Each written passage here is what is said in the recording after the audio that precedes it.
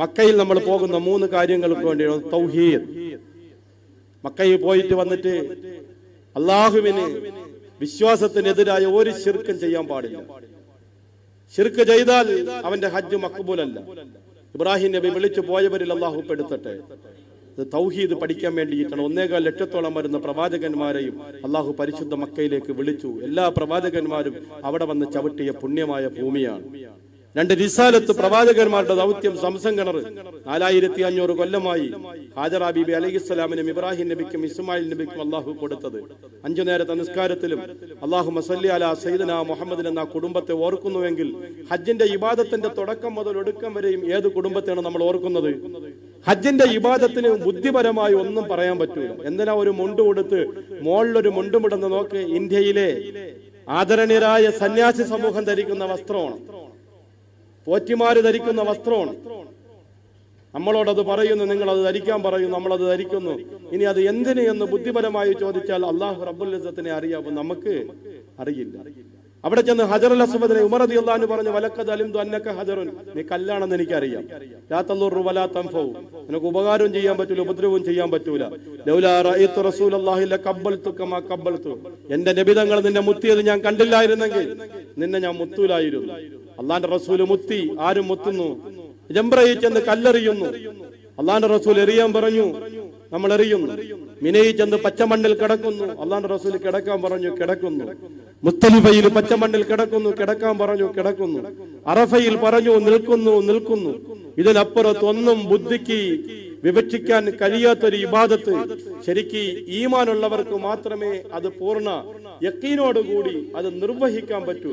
2 പ്രവാചകന്മാരുടെ റിസാലത്തിന്റെ ദൗത്യം, ഇബ്രാഹിം നബിയുടെ കുടുംബം സഹിച്ച ത്യാഗം, ഇസ്മായിൽ നബി സഹിച്ച ത്യാഗം, അഷ്റഫുൽ ഖൽഖ് മുഹമ്മദുർ റസൂലുള്ളാഹി ആ പരിശുദ്ധ മണ്ണിൽ സഹിച്ച ത്യാഗം, 3 ബഅസ്.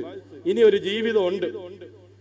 ഇത് ജീവിതം നൈമശികമായ നശ്വരമായ കുറഞ്ഞ കാലത്തെ ജീവിതം, കാലാകാലം ജീവിക്കേണ്ട ജീവിതം അല്ലാഹു അത് നമുക്ക് തന്ന് അനുഗ്രഹിക്കുമാറാകട്ടെ. പ്രിയപ്പെട്ടവരെ, ആ ജീവിതം നമ്മളെ ബോധ്യപ്പെടുത്താൻ വേണ്ടിയിട്ട് ഹജ്ജ് ചെയ്തു വന്ന് ഉംറ ചെയ്തു വന്ന് ഇനിയും ദീർഘമായ കാലം ജീവിച്ച് മുഅ്മിനായി മുഅ്മിനത്തായി മരിക്കാൻ അല്ലാഹു തൗഫീഖ് തരുമാറാകട്ടെ. മക്കയിൽ ദുആക്ക് ഇജാബത്ത് കിട്ടുന്ന 1ാമത്തെ സ്ഥലം ഹസൻ ബസരി റളിയല്ലാഹു അൻഹു മക്കക്കാർക്ക് എഴുതി, 1 ഹജറുൽ അസ്വദ് ഇരിക്കുന്ന മൂല. നിങ്ങൾ നോക്കിക്കോളെ, ഹജറുൽ അസ്വദ് വലിയ അത്ഭുതകരമായ ഒരു കല്ലാണ്. മക്കത്ത് പോകുമ്പോൾ നമ്മൾ ആഗ്രഹം ഏതാണ്? നമ്മൾ എപ്പോഴും ദുആ ചെയ്യുന്ന, അല്ലാഹുവേ ഹജറുൽ അസ്വദ് മുത്താനുള്ള തൗഫീഖ് തരണേ. ഉംറയ്ക്ക് പോകുന്നവർക്ക് ആ ഭാഗ്യം അടഞ്ഞു കഴിഞ്ഞു. ഇനി അങ്ങനെ ഒരു ഭാഗ്യം ആർക്കില്ല? ഉംറയ്ക്ക് പോകുന്നവരിൽ ആരോഗ്യമുള്ള ചെറുപ്പക്കാരായ ആളുകൾ അല്ലാത്തവർക്കില്ല. കാരണം ഒരു സമയത്തിന് 20 ലക്ഷം 25 ലക്ഷം ആളുകൾ ഉംറയ്ക്ക് അവിടെ ഇപ്പൊ എപ്പോഴും ഉണ്ട്. പ്രിയപ്പെട്ട സഹോദരിമാരെ, പ്രിയപ്പെട്ട ഉമ്മമാരെ, ഹജറുൽ അസ്വദ് ഇരിക്കുന്ന മൂല കണ്ടല്ലോ. ബഹുമാനപ്പെട്ട ആദം നബി അലൈഹിസ്സലാം സ്വർഗത്തിൽ നിന്ന് വന്നപ്പോ ഒരു കല്ല്, ഒരു വടിയും കൊണ്ടുവന്നായിരുന്നു. ആ വടി ഇങ്ങനെ തലമുറ കൈമാറി മൂസാ നബി വരെ വന്നു. ഇപ്പൊ എറണാകുളത്തൊരു വലിയ തട്ടിപ്പാറം വന്നായിരുന്നു, മോൻസൺ. കേട്ടായിരുന്നു ഞങ്ങൾ? മോൻസന്റെ മ്യൂസിയത്തിലെല്ലാം ഉണ്ട്. മൂസാ നബിയുടെ വടിയും ഉണ്ടെന്നാ പറയണം. അങ്ങനെ എറണാകുളത്തുള്ളൊരു ഹാജിയാരി വടിക്ക് വില പറഞ്ഞു. മൂസാ നബിയുടെ വടിക്ക് 2.5 കോടി രൂപ വടിക്ക് വില പറഞ്ഞു. 2.5 കോടി രൂപ മോൻസന് കൊടുത്ത് വടി മേടിക്കുന്നതിന് മുമ്പ് മോൻസനെ അറസ്റ്റ് ചെയ്തു. താടി ഇത്രയുണ്ട്. ഞാൻ അങ്ങനെ കുറ്റം പറയാനല്ല, പക്ഷെ എന്തുകൊണ്ട് ഇതൊക്കെ പറയുന്ന ആളുകൾക്ക് ഇങ്ങനെ അബദ്ധം പറ്റുന്നു?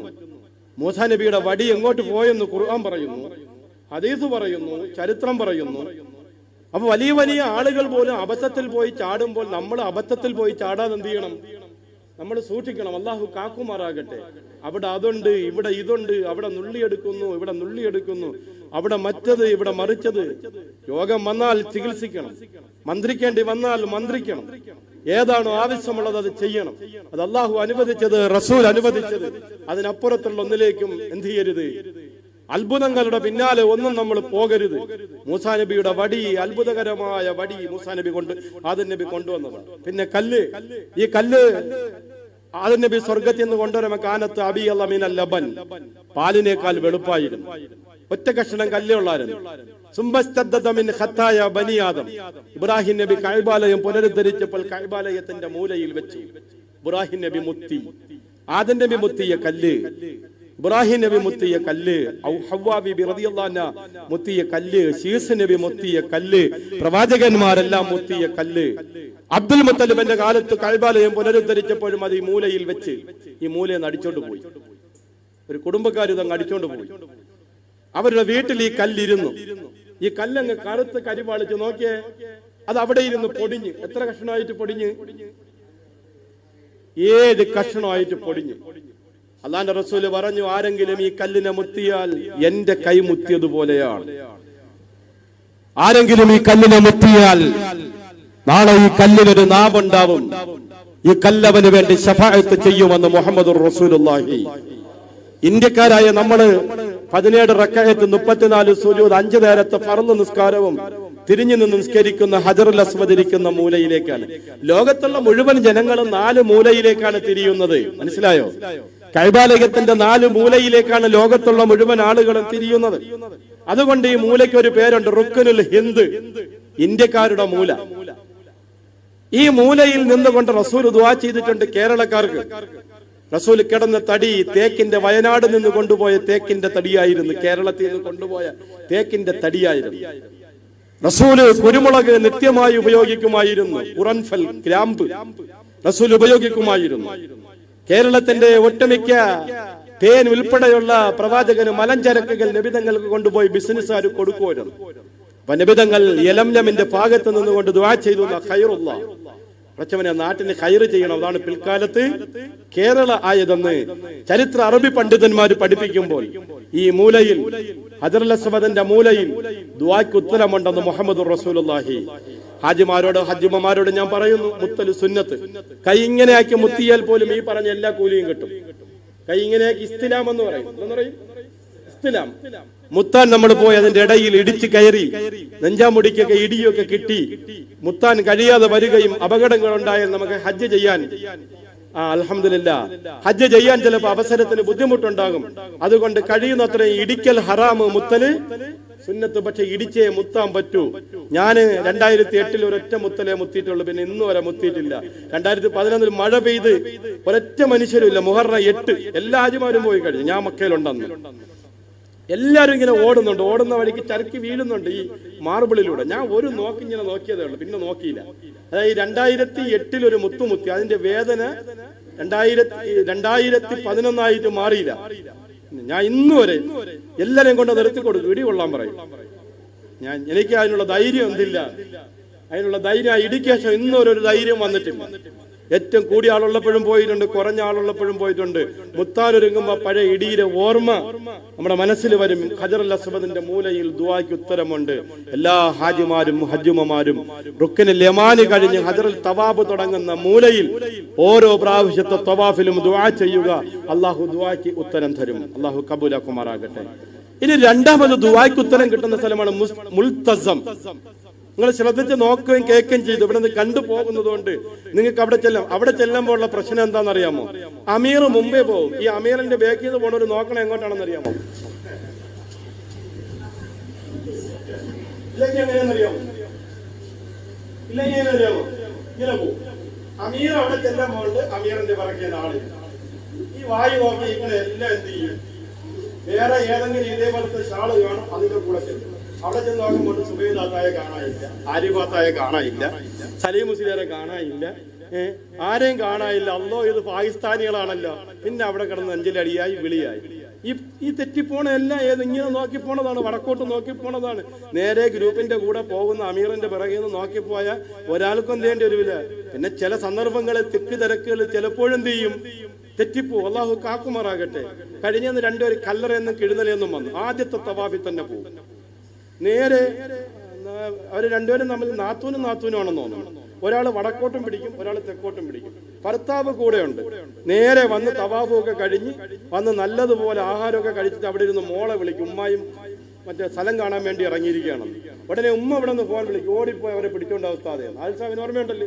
പാവം ആദിൽ സാഹിബ് അങ്ങോട്ടും ഇങ്ങോട്ടും കിടന്നു. ഞാനങ്ങൂല, എനിക്കറിയാം ഇനി വരുമെന്ന്. എനിക്കതറിയാം. ഇദ്ദേഹത്തിന് ഇരുത്തം വരൂല. ഇദ്ദേഹം ഓടും. ആ സമയത്ത് തന്നെ എന്ത് ചെയ്യും? ഇദ്ദേഹം ഓടും. ഒരു 3 ദിവസം ആയപ്പോ ഞാൻ പറഞ്ഞു, അവര് പോണെങ്കിൽ പൊയ്ക്കോട്ട്, പക്ഷെ നിങ്ങൾ ആഹാരം കഴിച്ചിട്ട് എങ്ങോട്ട് വിളിക്കണ്ട, നാട്ടിലേക്ക് വിളിക്കേണ്ട. അവരിഞ്ഞ് വരുമ്പോ ഇൻഷാ അല്ലാഹ് ഹാജറ ബീബി അലൈഹിസ്സലാമിനെ വിട്ടിട്ട് പോകാൻ നേരത്ത് ഇബ്രാഹിം നബിയുടെ അടുത്ത് ചോദിച്ച് ആരെ ഏൽപ്പിച്ചിട്ടാ പോണെന്ന് ചോദിച്ചു. ഇങ്ങനെ കാണിച്ചു, ആരെ? അല്ലാഹയെ ഏൽപ്പിച്ചിട്ടാ പോണെന്ന് പറഞ്ഞു. നമ്മൾ ഒരിക്കലും അവിടെ ചെന്ന് വഴി തെറ്റി നമുക്ക് ഒന്നും പറ്റൂല, ഒരപകടവും പറ്റൂല. നിങ്ങൾ ആരും അങ്ങനെ ഒന്നും വിഷമിക്കണ്ട. ഈ 1 മണിക്കൂറിൽ കാണാൻ പോയി എപ്പോഴും പോലെ ഹറമിന്റെ ഉള്ളിലേക്ക് പോയാൽ മതി. പോയി കുറച്ച് സംസം വെള്ളം എടുത്ത് കുടിച്ച് നേരെ പോയി അവിടെ പോയി നിസ്കരിച്ച് ഖുർആൻ ഓതി അവിടെ ഇരിക്കുക. അടുത്ത നിസ്കാരം കഴിയുമ്പോൾ വെളിയിലേക്ക് വരിക. എന്നിട്ട് ഗേറ്റ് നമ്പർ നോക്കുക, ഇന്ന ഗേറ്റിൽ കൂടെ ഇറങ്ങി. അവിടെ ഇറങ്ങിയിട്ട് ആ ഫോൺ നമ്പർ വെച്ചിട്ട് വിളിച്ചിട്ട് പറയുക, ഇന്ന ഗേറ്റ് ഞാൻ ഇപ്പോൾ ഉണ്ട്. പെട്ടെന്നൊന്ന് ആളിന് കൂട്ടിക്കൊണ്ട്. ഒരിക്കലും ഹറമിന് വെളിയിലിറങ്ങിയ വെളിയിലോട്ട് പോകരുത്, എപ്പോഴും എങ്ങോട്ട് തന്നെ കയറണം, അകത്തോട്ട് തന്നെ എപ്പോഴും കയറിയേക്കണം. അത് മാത്രം നിങ്ങൾ സൂക്ഷിച്ചാൽ മതി. അള്ളാഹു സ്വീകരിക്കുമാറാകട്ടെ. മുൽത്തസം നോക്കുക, ദാ ഈ കെട്ടിനാണ് മുൽത്തസം എന്ന് പറയുന്നത്.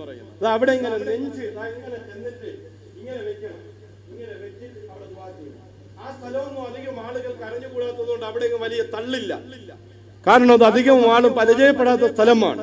അല്ലാഹുവിന്റെ റസൂൽ അങ്ങനെ നെഞ്ചു വെച്ച് ദുആരക്കാർ ഉണ്ടായിരുന്നു എന്ന് പുണ്യ തിരുമേനി മുഹമ്മദ് മുസ്തഫ. നിങ്ങൾ എല്ലാവരും പോകുന്നവർ, പോകാൻ തൗഫീഖ് കിട്ടുന്നവർ എല്ലാവരും മുൽത്തസമിൽ ദുആ ചെയ്യണം. അല്ലാഹു തൗഫീഖ് ചെയ്യട്ടെ. ഇനി മൂന്നാമത് ദുആക്ക് ഉത്തരം കിട്ടുന്ന സ്ഥലമാണ് ബാബു തൗബ. കഅബാലയത്തിന്റെ വാതിൽ നോക്കിയേ. ഇബ്രാഹിം നബി അലൈഹിസ്സലാം പണിഞ്ഞപ്പോൾ 2 വാതിലായിരുന്നു. അബ്ദുൽ മുത്തലിബ് പണിയുമ്പോൾ ഒരു വാതിൽ മാറ്റിയിട്ട് ഒരു വാതിൽ ഈ പൊക്കത്തിന് വെച്ചു. ആര് വന്നാലും അവരുടെ അനുവാദത്തോടു കൂടി അകത്ത് പ്രവേശിക്കാൻ പറ്റൂ. തുറക്കപ്പെടുന്ന സമയങ്ങളിൽ വിശിഷ്ട അതിഥികൾക്ക് മാത്രമാണ് അകത്ത് കയറാൻ പറ്റുന്ന ഈ വാതില. ഈ വാതിലിൽ പിടിച്ചുകൊണ്ട് ദുആരെന്നാൽ കഅബയുടെ ഹൽക്ക പിടിച്ചുകൊണ്ട് ദുആരെന്നാൽ ദുആയ്ക്ക് ഉത്തരമുണ്ടെന്ന് സയ്യിദുനാ മുഹമ്മദ് മുസ്തഫ. കഅബാലയത്തിന്റെ വാതിൽ പിടിച്ച് ബാബു തൗബ എന്ന് പറയുന്ന എല്ലാ പാപങ്ങളും അല്ലാഹു പൊറുക്കപ്പെടും. എല്ലാ സഹോദരന്മാരും സഹോദരിമാരും ഭാര്യ ഭർത്താക്കന്മാരും പോകുന്നവർ ഒരുമിച്ച് പോയിട്ട് ഭാര്യ ആദ്യം തള്ളിക്കയറ്റി പിടിപ്പിക്കുക. ഇനി ഭർത്താവ് പൊക്കം കുറഞ്ഞ ആളാണെങ്കിൽ ഭാര്യ ഭർത്താവിനെടുത്ത് പൊക്കി ഒന്ന് പിടിപ്പിക്കുക. അങ്ങനെ കുറച്ചുപേർ ഒരുമിച്ച് പോയി കഴിഞ്ഞാൽ വാതിൽ പിടിച്ച് ദ്വാരെന്ന് വരാം. ഒരു രാത്രി 10 മണിയൊക്കെ കഴിഞ്ഞ് പോയാൽ നമുക്ക് ഇൻഷാ അല്ലാഹ് വാതിൽ പിടിക്കാൻ കഴിയും. അല്ലാഹു തൗഫീഖ് ചെയ്യട്ടെ. ഇനി ദുആയ്ക്ക് ഉത്തരം കിട്ടുന്ന സ്ഥലമാണ് ഹിജർ ഇസ്മായിൽ. നോക്ക്, അബ്ദുൽ മുത്തലിബ് കഅബാലയം പുനരുദ്ധരിക്കുമ്പോൾ ഹലാലായ പൈസ കൊണ്ട് കഅബാലയം പണിയോളെന്ന് പറഞ്ഞു. കള്ളുകൂടിയന്റെ പൈസ വേണ്ട, പലിശക്കാരന്റെ പൈസ വേണ്ട, അങ്ങനെയൊന്നുള്ള ഒരു പൈസയും വേണ്ട. അങ്ങനെയുണ്ട് മൊത്തത്തിൽ കെട്ടി നോക്കുമ്പോൾ ഹലാലായ പൈസ തികയുന്നില്ല. ഇത്രയും സ്ഥലം ബാക്കിയിട്ട് ഇവിടെയാണ് ഹാജറ ബീവി അലൈഹി ഇസ്ലാം ഇസ്മായിൽ നബിയെ കടത്തിയിട്ട് പോയത്. അതുകൊണ്ടാണ് ഈ സ്ഥലത്തിന് ഹിജർ ഇസ്മായിൽ എന്ന് പേര് കിട്ടിയത്.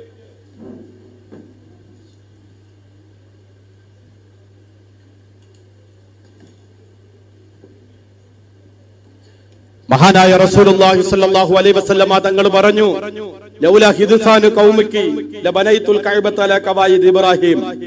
പുതുവിശ്വാസികളല്ലായിരുന്നെങ്കിൽ ഞാൻ കഅബ നേരത്തേതുപോലെ അങ്ങ് പണിഞ്ഞന.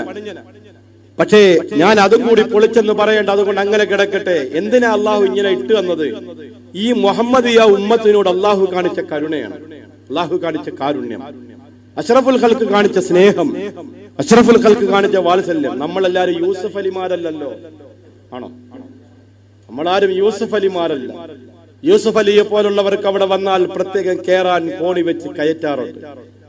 ഇത് കഅബയുടെ ഉള്ളിൽപ്പെട്ടതാണ്. ഇതും കൂടി ചേർത്താണ് തവാഫ് ചെയ്യുന്നത്. ഇതിനകത്ത് 2 റക്അത്ത് നിസ്കരിച്ചാൽ കഅബയിൽ നിസ്കരിച്ചതുപോലെയാണ്. ഇതിനകത്ത് ദുആയ്ക്ക് ഉത്തരമുണ്ടെന്ന് മുഹമ്മദ് മുസ്തഫ. എന്റെ സഹോദരിമാര്, ഉമ്മമാര്, പെങ്ങന്മാര്, എന്റെ ഹാജിമാര് എല്ലാവരും സമയം പലപ്പോഴും ക്യൂ ആണ്. ഹിജർ ഇസ്മായിൽ റമദാന് തൊട്ട് മുമ്പ് ക്യൂ ആയിരുന്നു. നേരത്തെ ക്യൂ ഇല്ലായിരുന്നു. അപ്പൊ അവിടെയും ക്യൂ ആയിട്ടുണ്ട്. ക്യൂ നിന്ന് സഹോദരിമാർക്ക് ഒരു സമയം, പുരുഷന്മാർക്ക് ഒരു സമയം, കഴിയുന്നത്ര ആളുകൾ ഹിജർ ഇസ്മായിൽ നിസ്കരിക്കണം. നിസ്കരിക്കൂലേ? ഇൻഷാ അല്ലാഹ് അല്ലാഹു തൗഫീഖ് ചെയ്യട്ടെ. ഇനി ദുആയ്ക്ക് ഉത്തരം കിട്ടുന്ന സ്ഥലമാണ് സംസം കിണർ. ആദ്യ സംസം നോക്കിയേ, ചിത്രം ലഭിക്കുന്ന ഒരു കാലത്തുള്ള ഒരു സംസം നോക്കിയേ.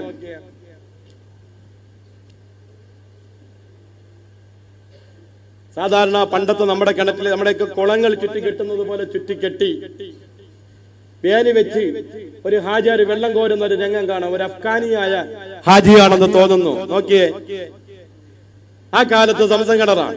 കോരി തൊട്ടിയും കയറും ഒക്കെ ഇട്ട് കോരി ഒതുകൊടുത്തവർ ഇന്നും ജീവിച്ചിരിക്കുന്നുണ്ട്. സംസം കിണറ്റിൽ നിന്ന് തൊട്ടിയും കയറും കെട്ടി വെള്ളം കോരിയെടുത്തവർ ഇന്നും നമ്മുടെ നാടുകളിലുണ്ട്. അടുത്ത സമയത്താണ് ഈ മാറ്റങ്ങളെല്ലാം വന്നത്. അതിനുശേഷമുള്ള സംസം കിണർ നോക്കിയേ. അതിനുശേഷം ഇങ്ങനെ മത്താപ്പിന്റെ അടിയിലേക്ക് ഇങ്ങനെ ഇറങ്ങിപ്പോകാമായിരുന്നു, ഗ്ലാസ് ഇട്ടിട്ടുണ്ടായിരുന്നു. അപ്പോഴും കോരുകയും എടുക്കുകയും കാണുകയൊക്കെ ചെയ്യാമായിരുന്നു. ഇപ്പോഴത്തെ സംസം നോക്കിയേ, നിവർത്തി കഴിഞ്ഞു. നോക്കിയേ, ഞാൻ പറഞ്ഞുതരാം. ഇപ്പൊ നമുക്ക് ഈ സംസം അറിയാം. നോക്കിയേ, ഇപ്പോഴത്തെ സംസം കിണറാണ്. അത്ഭുതകരമായ ഒഴുക്കാണ് കാണുന്നത്. ഒരു സെക്കൻഡിൽ 8000 ലിറ്റർ വെള്ളം പമ്പ് ചെയ്യുന്നുണ്ട്. എത്ര? ഒരു സെക്കൻഡിൽ 8000 ലിറ്റർ വെള്ളമാണ് സംസം കിണറ്റിൽ നിന്ന് പമ്പ് ചെയ്യുന്നത്. എത്ര? 8000 ലിറ്റർ വെള്ളമാണ്. എങ്കിലല്ലേ ഇത്രയും കൊടുത്തെത്തിക്കാൻ പറ്റൂ. ഇങ്ങനെ 2 മോട്ടർ, വലിയ ഫുൾ പവറുള്ള 2 മോട്ടർ 24 മണിക്കൂറും പമ്പ് ചെയ്തുകൊണ്ടിരിക്കുകയാണ്.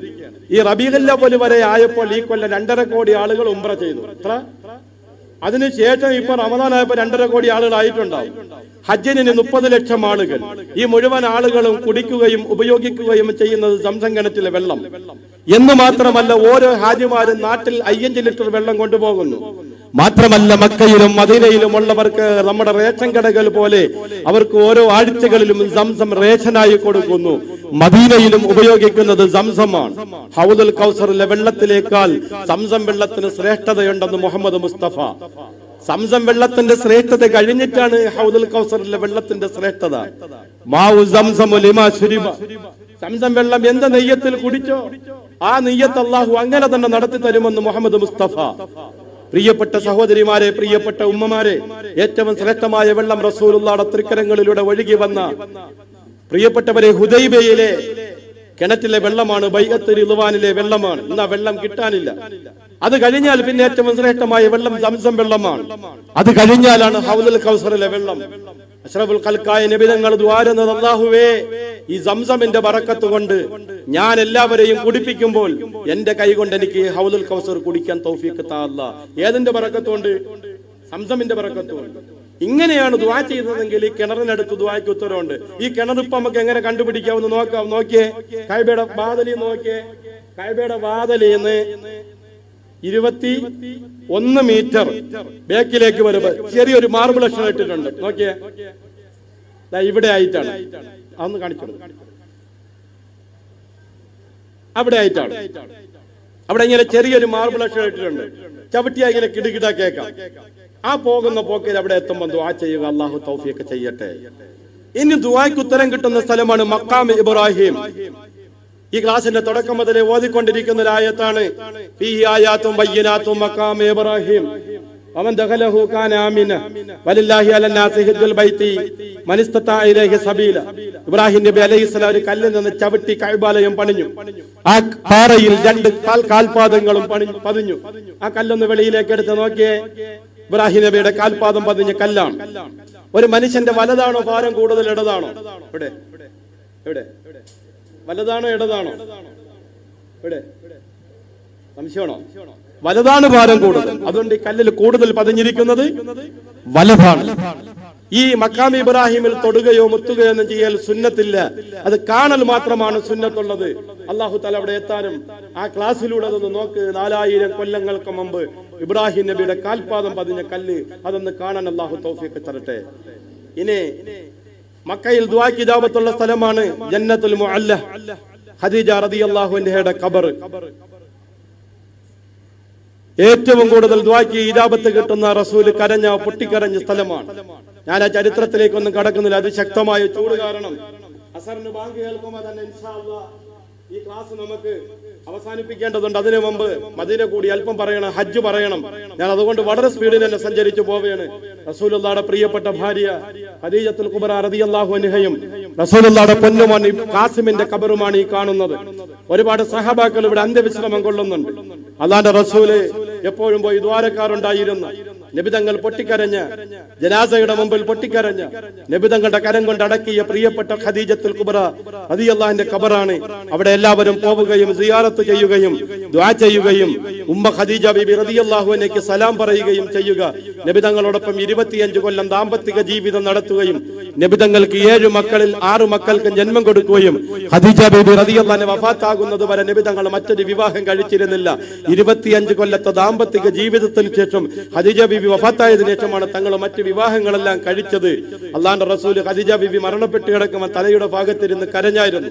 സഹാബാക്കൾ കരയുന്നത് എന്തിന് നബി എന്ന് ചോദിച്ചപ്പോൾ പറഞ്ഞത് 70 ഒട്ടകങ്ങൾക്ക് ചുമക്കാൻ പ്രാപ്തയായ താക്കോൽ കൂമ്പാരവുമായി വന്നെന്റെ പ്രിയപ്പെട്ട ഖദീജ, ഞാൻ അവൾക്ക് എനിക്കൊരു മയ്യത്ത് തുണി മൂടിക്കൊടുത്ത് അടക്കാൻ കഴിയുന്നില്ലല്ലോ പടച്ചവനെ.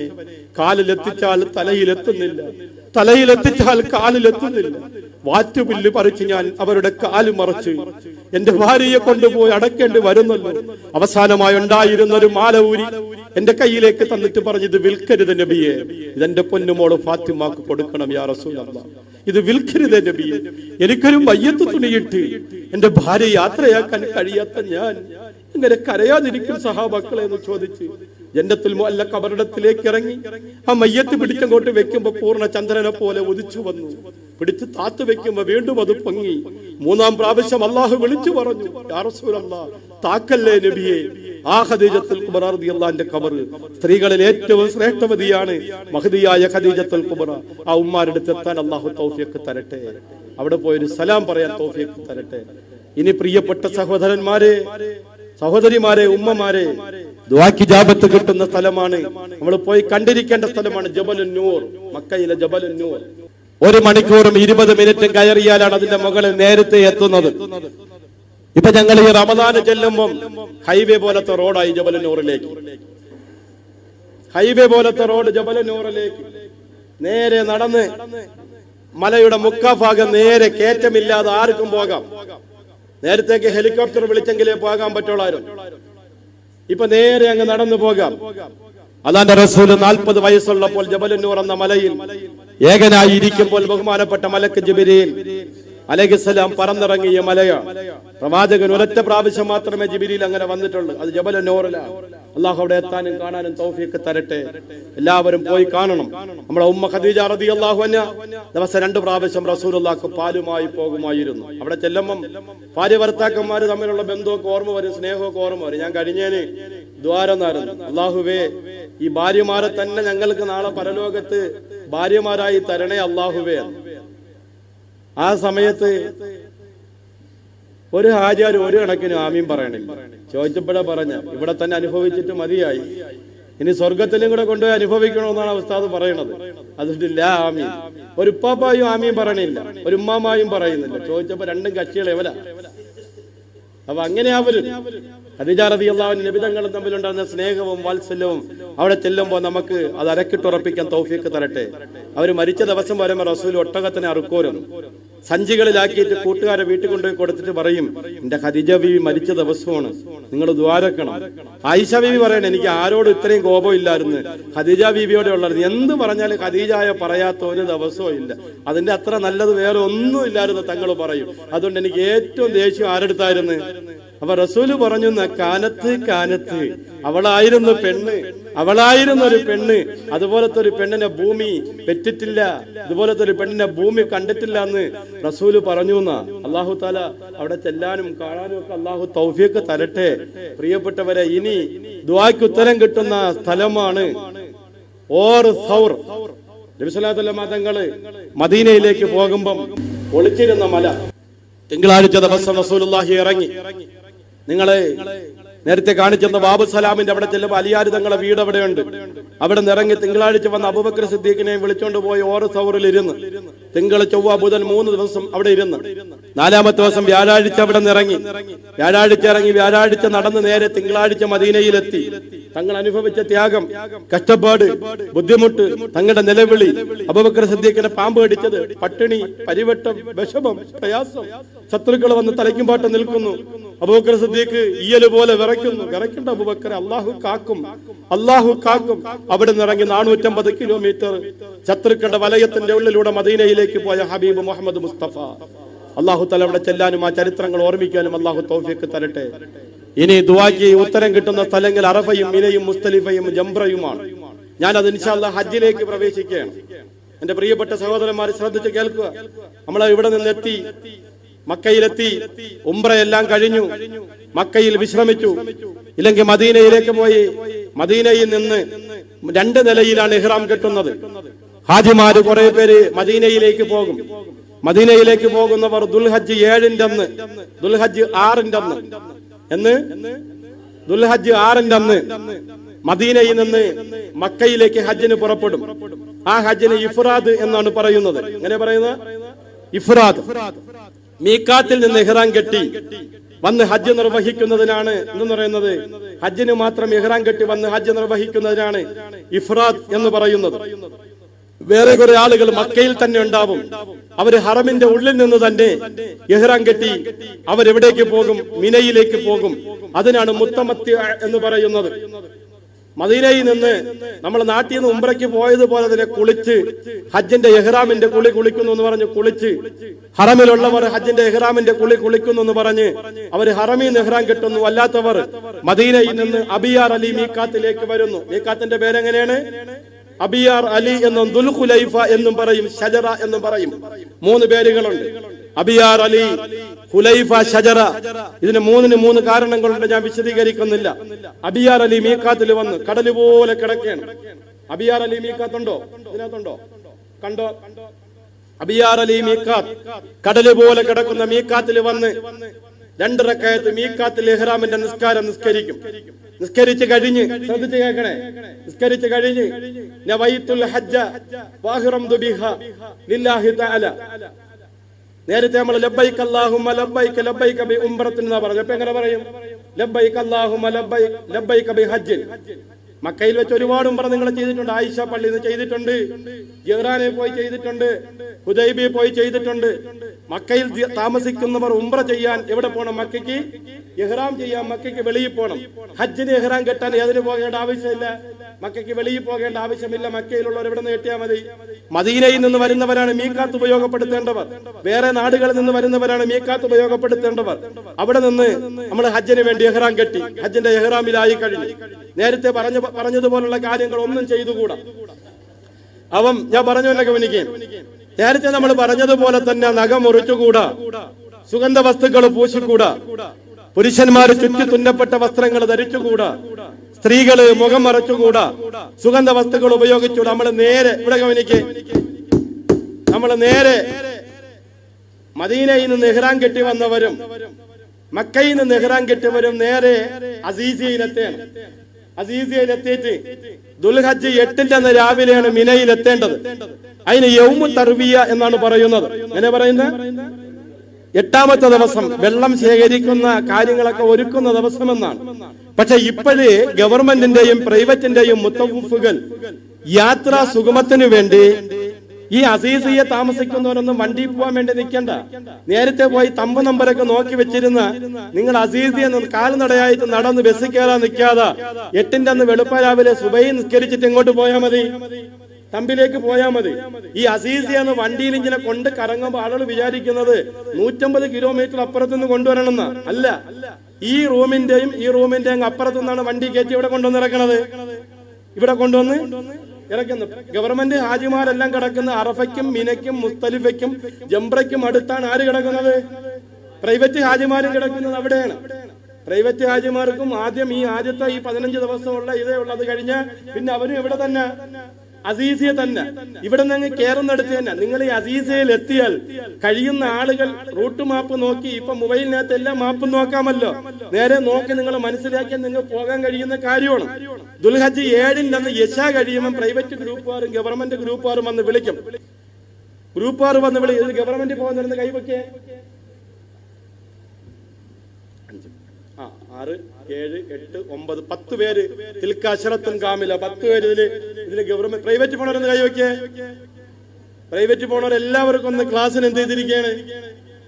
അവർ ഉച്ചയ്ക്ക് എത്തുമെന്നാ പറഞ്ഞത്. ഞാൻ ഉച്ചയ്ക്ക് ശേഷം തന്നെ ഹജ്ജിന്റെ ക്ലാസ് പിന്തിപ്പിച്ചത് അതുകൊണ്ടാ.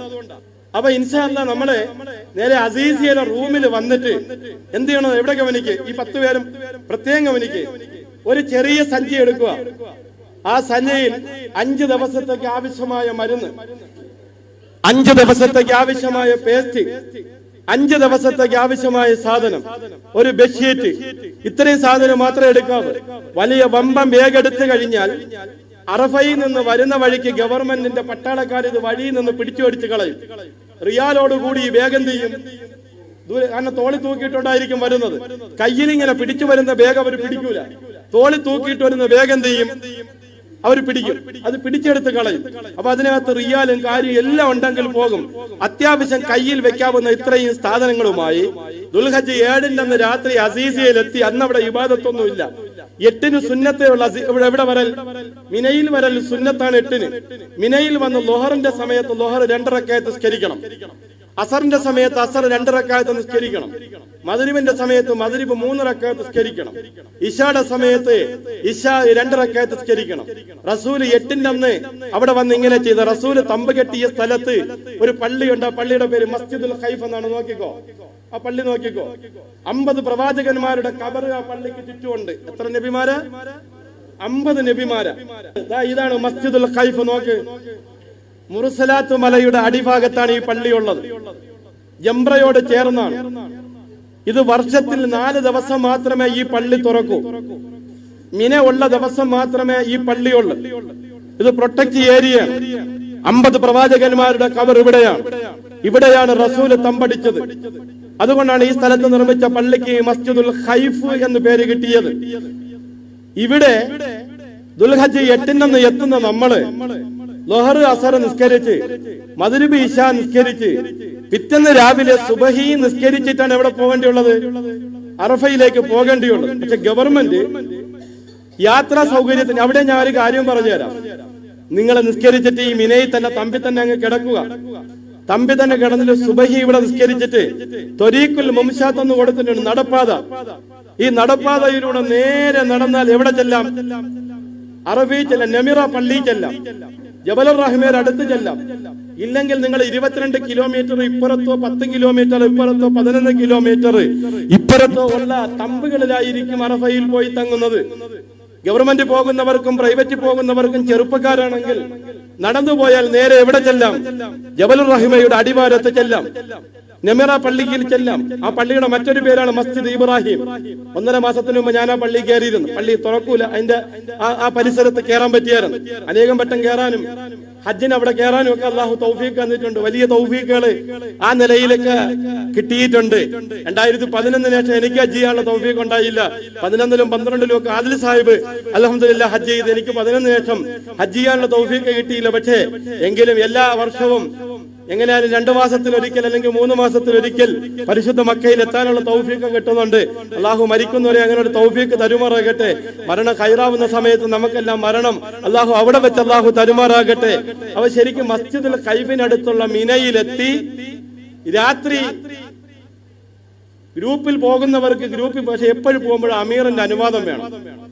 അമീർ അങ്ങനെ സമ്മതിച്ചെങ്കിൽ മാത്രമേ നിങ്ങൾ എന്ത് ചെയ്യാവൂ, അങ്ങനെ പോവാ. കാരണം അമീറിനെ അനുസരിച്ച റസൂലിനെ അനുസരിച്ച പോലെയാണ്. റസൂലിനെ അനുസരിച്ച അല്ലാഹയെ അനുസരിച്ചതുപോലെയാണ്. അമീറിനോട് അമീറന്മാർക്ക് എപ്പോഴും പേടിയാണ്. ഇവര് പോയി വഴി തെറ്റിപ്പോയാൽ എന്ത് ചെയ്യും? അങ്ങനെ പേടിയില്ലാത്തൊരു അമീറായിരുന്നു ഞാൻ. പോയിട്ട് നിങ്ങൾ ഹജ്ജിന് മുമ്പ് അങ്ങ് തിരിച്ചു വന്നേക്കാൻ പറയും. എവിടെ? അങ്ങ് റൂമിൽ വന്നേക്കാൻ പറയും. അവിടെ നമുക്ക് ഇൻഷാ അല്ലാഹ് ഒരുമിച്ച് കാണാം. പിറ്റേന്ന് തന്നെ കാണും. അതിനൊന്നും കുഴപ്പമൊന്നുമില്ല. ഇതുവരെയും കണ്ടിട്ടുണ്ട്. അള്ളാഹു അങ്ങനെയാണ്. അതുകൊണ്ട് അങ്ങനെ പേടിയുടെ യാതൊരു ആവശ്യമില്ല. നമ്മളെ നാട്ടിൽ പോലെ നമ്മളങ്ങ് കണ്ട് കാര്യങ്ങളെല്ലാം നമ്മുടെ കയ്യിലും മൊബൈലും കാര്യങ്ങളും ഉള്ളതുകൊണ്ട് ഏത് റൂട്ടും നമുക്ക് എന്ത് ചെയ്യാൻ പറ്റും?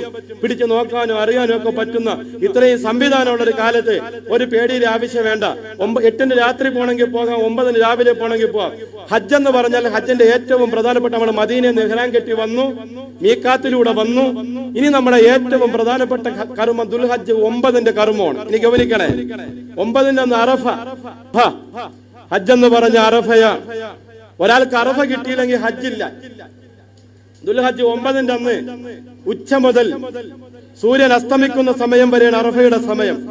വീണ്ടും പണ്ഡിതന്മാര് പറഞ്ഞു, സൂര്യൻ അസ്തമിച്ചാലും പിറ്റേന്ന് പെരുന്നാൾ രാവിലെ വരെ സമയമുണ്ടെന്നും ഉലമാക്കൾ പറഞ്ഞു. ഏകദേശം രാവിലെ നമ്മുടെ മിനയിലെ അറഫയിലെ തമ്പിലെത്തും. 24 കിലോമീറ്റർ നീളം, 22 കിലോമീറ്റർ വീതി. നോക്ക് മിനയിലെ തമ്പുകൾ നോക്ക്. ഈ കാണുന്നതാണ് മിനയിലെ തമ്പുകൾ. ഞങ്ങളിപ്പോ ചെല്ലുമ്പോ മിനയിലെ തമ്പിന്റെ അറഫയിലെ തമ്പ്, അറഫയിലെ പണി നടന്നുകൊണ്ടിരിക്കുകയാണ്. നല്ല തമ്പുകളാണ് ഇപ്പം പണിഞ്ഞുകൊണ്ടിരിക്കുന്നത്. നല്ല അലൂമിനിയം ഫാബ്രിക്കേഷൻ ഉപയോഗിച്ച് നല്ല തമ്പുകളുടെ പണി നടന്നുകൊണ്ടിരിക്കുന്നു. ഇന്ത്യയിലെ രാജസ്ഥാനിൽ നിന്ന് കൊണ്ടുപോയ ആര്യവേപ്പുകളാണ് ഈ നിൽക്കുന്നത്. ആരാണ് ഈ ആര്യവേപ്പ് കൊടുത്തതെന്ന് അറിയാമോ? ഇന്ദിരാഗാന്ധി. ഇന്ദിരാഗാന്ധിയുടെ ഒരു അന്തിമ അഭിലാഷം ഇപ്പൊ ഇന്ത്യയിൽ തിരിച്ചു വരാൻ അള്ളാഹു ഈ ഹജ്ജിന്റെ ബറക്കത്തോണ്ട് തൗഫീക്ക് ചെയ്യട്ടെ. അങ്ങനെ നമ്മൾ ദുആ ചെയ്യണം. കാരണം എങ്കിലാണ് നമ്മളെ സംബന്ധിച്ച് നമുക്ക് അങ്ങനെ ഒരു പ്രതീക്ഷ ഉണ്ടാകേണ്ട ഒരു സമയം കൂടിയാണ്. അത് ശരിയല്ലേ? ആ ഒരു പ്രതീക്ഷ കൂടി ഇന്ത്യയിൽ ഉണ്ടാകേണ്ട ഒരു സമയം കൂടിയാണ്.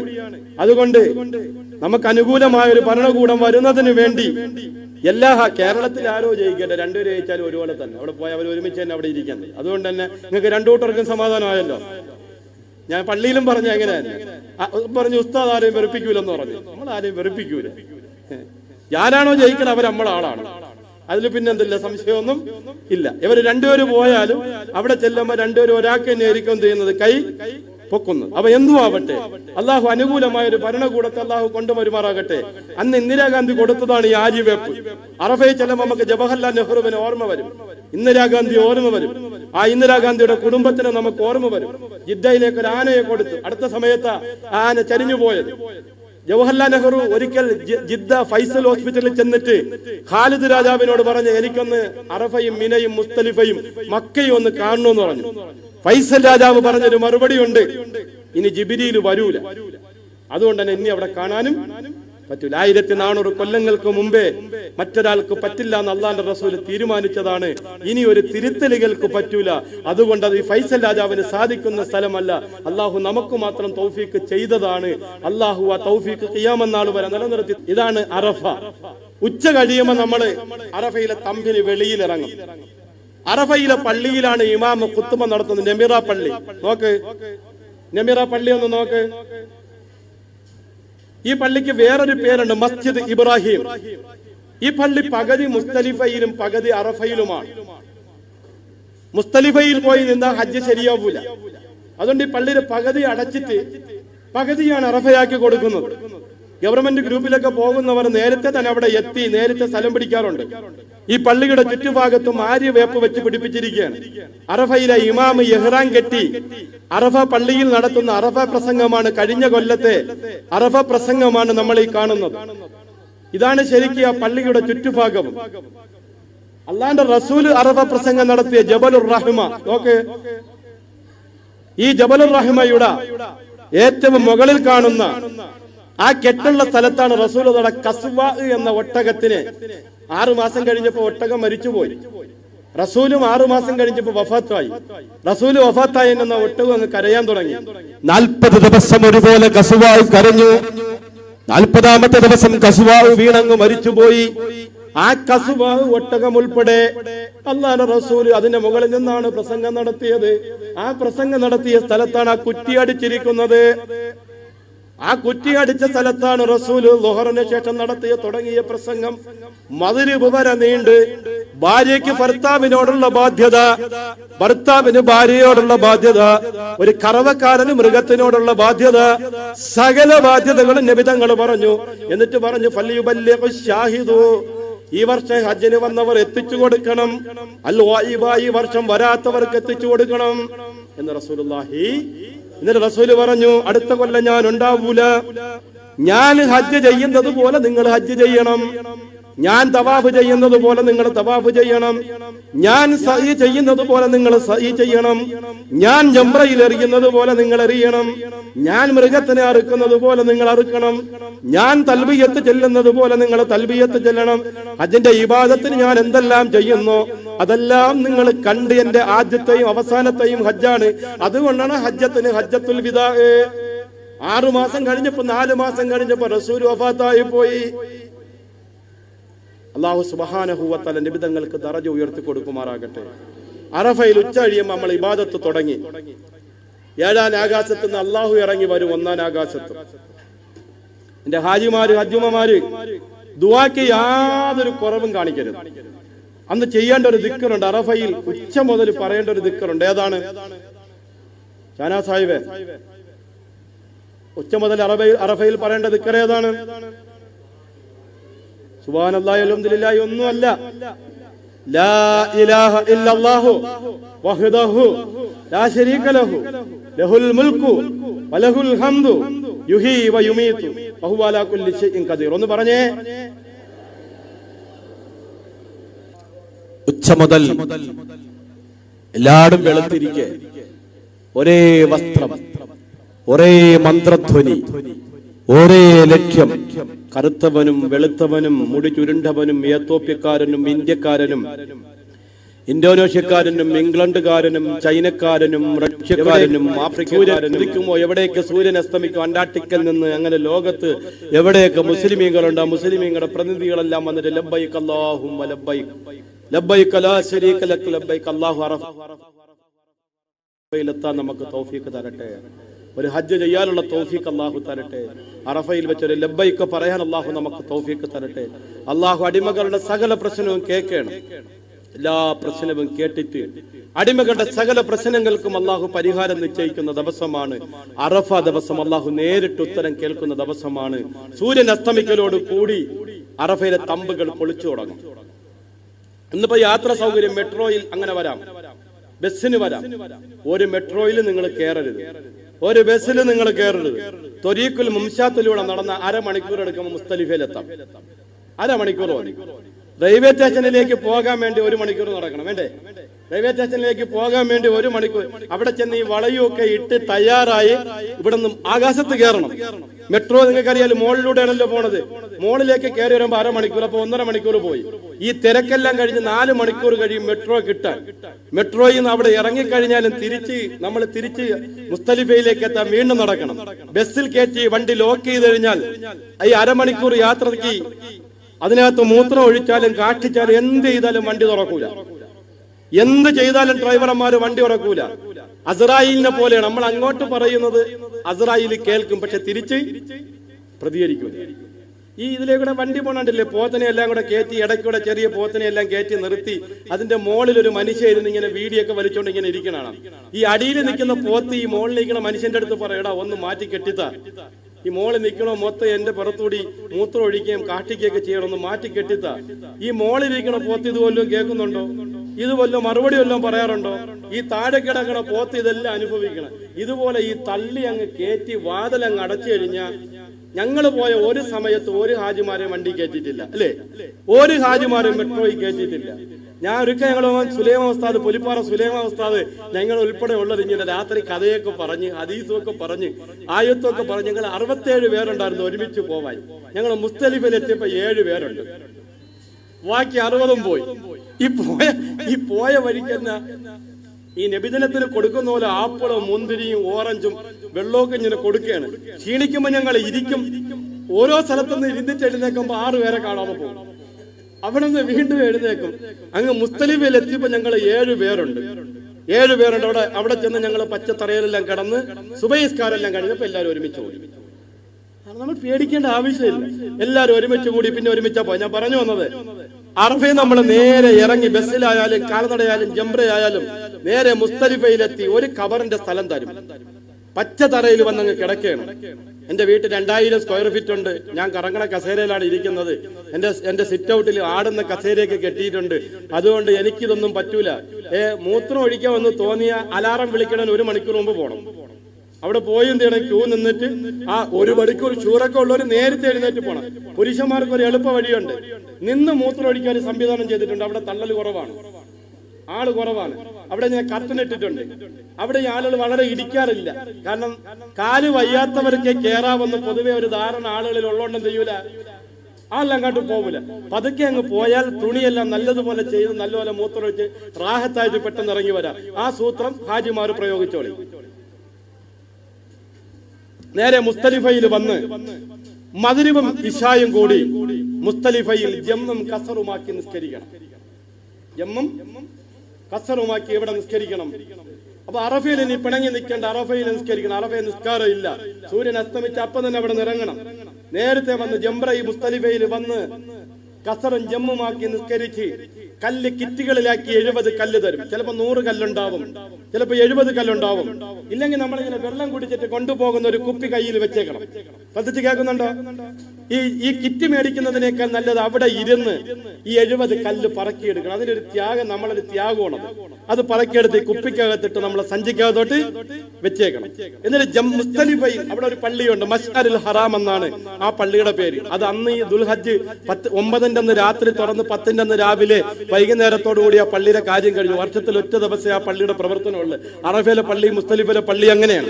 പ്രിയപ്പെട്ടവരെ, കല്ലുമെല്ലാം പറക്കിയെടുത്ത് സുബഹി നിസ്കാരം കഴിഞ്ഞ് സൂര്യൻ ഉദിച്ച് 20 മിനിറ്റ് കഴിഞ്ഞ് മുസ്തലിഫയിൽ പോകാവൂ. എത്ര മിനിറ്റ് കഴിഞ്ഞ്? അർദ്ധരാത്രി മുതലേ പോയി എറിയാം, കുഴപ്പമൊന്നുമില്ല. അർദ്ധരാത്രി മുതലേ പോയി എറിയുന്നതിന് അറബികളൊക്കെ രാത്രി 12 മണി കഴിയുമ്പോഴേ എറിയാൻ ഇങ്ങനെ പൊയ്ക്കൊണ്ടിരിക്കും. പോകുന്നതിന് കുഴപ്പമില്ല. സുന്നത്തും അഫ്ദലും സൂര്യൻ ഉദിച്ച് 20 മിനിറ്റ്. ഈ കാണുന്നതാണ് മശ്അറുൽ ഹറാം. മുസ്തലിഫയില മശ്അറുൽ ഹറാം എന്ന് പറയുന്ന പള്ളിയാണ് ഈ കാണുന്ന പള്ളി. ഇവിടെ നിന്ന് നിസ്കരിച്ച് ഇവിടെ നിന്ന് സുബഹി നിസ്കരിക്കണം. ഇവിടത്തെ ഇമാമിനെ ഫോളോ ചെയ്ത് സുബഹി ജമാഅത്തായിട്ട് നമസ്കരിച്ച് ഒരു ചായയൊക്കെ കുടിച്ച് എല്ലാം മേടിക്കാൻ കിട്ടും. നിങ്ങൾ വിചാരിക്കുന്ന പോലെ മുസ്തലിഫയിലൊന്നും പട്ടിണിയൊന്നുമില്ല. ഇഷ്ടംപോലെ കടകളുണ്ട്. ചിലപ്പോൾ ഒരു ചായക്ക് 10 റിയാലൊക്കെ ചോദിക്കും, ചിലപ്പോൾ 5 റിയാലൊക്കെ ചോദിക്കും. അറബി പിള്ളേർ ഇങ്ങനെ കാച്ചു കൊണ്ടുവന്ന് വെച്ചിട്ടുണ്ടാവും. എത്ര പൈസ ചോദിക്കുന്നു അത്രയും പൈസ ഒടിച്ച് മേടിച്ചു കുടിക്കുക എന്നുള്ളതാണ് ആ സമയത്ത് ആവശ്യം. അല്ലാതെ തന്നെ സന്നദ്ധ സംഘടനകൾ ഇങ്ങനെ കൊണ്ടുവന്ന് ഇഷ്ടം പോലെ കടിഞ്ചായയും ചായയും വെള്ളവും ആവശ്യമുള്ള സാധനങ്ങൾ നബിദിനത്തിന് നമ്മളെ നാട്ടിൽ കൊടുക്കുന്നതിനേക്കാൾ കൂടുതൽ ഭക്ഷണം എവിടെ കൊണ്ടുവന്ന് തന്നോണ്ടിരിക്കും. അങ്ങനല്ലേ? ഇങ്ങനെ കൊണ്ടുവന്ന് തന്നോണ്ടി നമ്മൾ തിന്ന് തീർത്താൽ മതി. പക്ഷേ അവിടെയാണ് ഈ മൊത്തം മൃഗത്തിനെ അറുക്കുന്നതെങ്കിൽ ഒരു കഷ്ണം ഇറച്ചി പോലും നമുക്ക് കിട്ടൂല. ഞാൻ പണ്ട് കരുതിയിരുന്ന നല്ലതുപോലെ ഒട്ടകത്തിനെ ആടിനെയൊക്കെ എവിടെ പോയിട്ട് തിന്നണം, മിനെ പോയിട്ട് നല്ലതുപോലെ കഴിക്കണമെന്ന്. ആദ്യത്തെ ഹജ്ജിന് എന്നപ്പോ ഒരു ദിവസം ഇറച്ചി കാണുന്നില്ല. ചോദിച്ചപ്പോഴാ പറഞ്ഞു ഇവിടെയെങ്കിലും തീ കത്തിക്കാനും സമ്മതിക്കൂല, വേവിക്കാനും സമ്മതിക്കൂല. ഇവിടെയൊക്കെ അന്നത് കിട്ടാനും ഏതാണ്, അത് പാടാണ്. നമുക്ക് ഇഷ്ടം പോലെ സാധനങ്ങൾ മേടിക്കാനും തിന്നാനും പ്രൈവറ്റ് ഗ്രൂപ്പുകാർ ഇഷ്ടം പോലെ കൊണ്ടുവന്ന് അവരുടെ ആളുകൾക്ക് കൊടുക്കും. സന്നദ്ധ സംഘടനകൾ ഗവൺമെന്റ് ഗ്രൂപ്പുകൾക്ക് ഇഷ്ടം പോലെ ഇങ്ങനെ കൊടുക്കും. എല്ലാം കഴിച്ച് നേരെ തമ്പിലേക്ക് വരിക. തമ്പിലൂടെ ഇങ്ങനെ വന്നു ആ പോക്കിന് തന്നെ നേരെ പോയി എറിയണമെങ്കിൽ എറിയാം. ഗവൺമെന്റ് ഗ്രൂപ്പുകാരൊക്കെ ചെയ്യേണ്ടത് നിങ്ങളുടെ തമ്പിലോട്ട് കയറാൻ നിൽക്കണ്ട, നേരെ ആ പോക്ക് തന്നെ പന്തലിലൂടെ അങ്ങ് നടക്കുക. നേരെ നടന്നാൽ ജംറത്തുൽ അഖബയിലെത്തും. എവിടെ എത്തും? ദുൽഹജ്ജ് 10-ന്റെ അന്ന് രാവിലത്തെ പ്രധാനപ്പെട്ട ഇബാദത്തുകൾ പറയണം, ശ്രദ്ധിച്ച് കേൾക്കേ. അറഫയെന്ന് 9-ന് രാത്രി വന്ന് മുസ്തലിഫയിൽ രാപ്പാർത്തു. 10-ന് രാവിലെ മുസ്തലിഫയിൽ നിന്ന് നടന്നു. 10-ന് രാവിലെ ആദ്യം ചെയ്യേണ്ടത് ഒറ്റ ജംറയിലെ ഏറുള്ള അവസാനത്തെ ജംറയായ ജംറത്തുൽ അഖബയിലേക്ക് വന്ന് 7 കല്ലവിടെ എറിയുക. 7 കല്ലവിടെ എറിഞ്ഞ് ഏറ് കഴിഞ്ഞാൽ പിന്നെ അടുത്തത് അറവാണ്. അറവിന് ഞാൻ ഒരു എളുപ്പ വഴി പറയുന്നു, എല്ലാവരും ശ്രദ്ധിച്ച് കേൾക്കണം. ആരെ നിങ്ങൾ അറുക്കാൻ പൈസ ഏൽപ്പിക്കരുത്, ഒറ്റ മനുഷ്യരെ ഏൽപ്പിക്കരുത്. ഗവൺമെന്റ് തന്നെ നിങ്ങൾ അടയ്ക്കണം.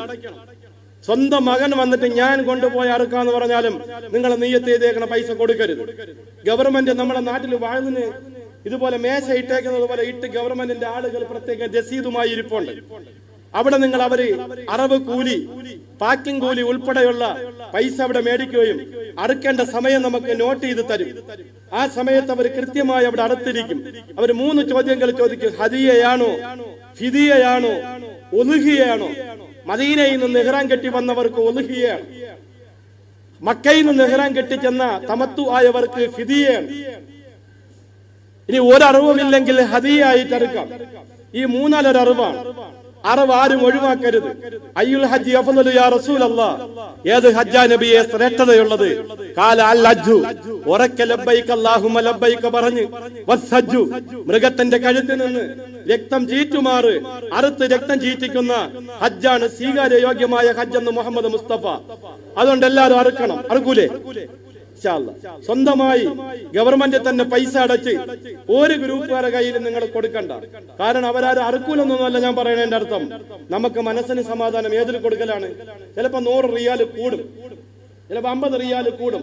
ഓരോ സമയവും നിങ്ങൾ കേട്ടിട്ടില്ലേ, ഒലുഹി അറുത്ത ഹദിയ അറുത്ത ഇറച്ചികൾ പ്രൈവറ്റ് ആളുകൾ ഹോട്ടലുകാർ വിലയിട്ട് ജിദ്ദയിലേക്ക് കൊണ്ടുപോകുന്ന വഴി 15 വണ്ടി പിടിച്ചു, 20 വണ്ടി പിടിച്ചു, 30 വണ്ടി പിടിച്ചു എന്നൊക്കെ കേട്ടിട്ടില്ലേ? ഇത് നമ്മൾ പാവപ്പെട്ടവർക്ക് കൊടുക്കാൻ വേണ്ടി എത്യോപ്യയിലും അതുപോലുള്ള പാവപ്പെട്ട രാജ്യങ്ങളിലേക്ക് എത്തിച്ചു കൊടുക്കുന്നതിന് വേണ്ടിയിട്ടുള്ള ഇതാണ് അവിടുത്തെ അറവുശാലയിൽ ചെയ്തുകൊണ്ടിരിക്കുന്നത്. അതുകൊണ്ട് എല്ലാവരും അറക്കണം. ഞാൻ പറഞ്ഞത് 10-ന്റെ അന്ന് രാവിലെ ആദ്യം എറിഞ്ഞു 7 കല്ല്, നേരെ നടന്നു ജംറത്തുൽ അഖബയിലേക്ക് ചെന്നു. ജംറത്തുൽ അഖബ ഈ കാണുന്ന മൂന്നാമത്തെ ജംറത്തുൽ അഖബ 3 തട്ടാണ്. ആദ്യത്തെ തട്ടിൽ താഴേക്ക് വരുന്നവർക്ക്, രണ്ടാമത്തെ തട്ടിൽ അതിന്റെ മുകളിലേക്ക് വരുന്നവർക്ക്, മൂന്നാമത്തെ തട്ടിൽ ട്രെയിനിൽ വരുന്നവർക്ക് എറിയാനുള്ള സംവിധാനം. ആദ്യത്തെ ജംറ ഒന്ന് കാണിച്ചില്ല, നമുക്ക് അതോടെ തീർക്കാൻ. ജംറ പണ്ട് പേടിയാണ്, മരിച്ചു പോകുന്നാണുള്ള വിചാരം. നോക്കിക്കോ ആദ്യത്തെ ജംറ.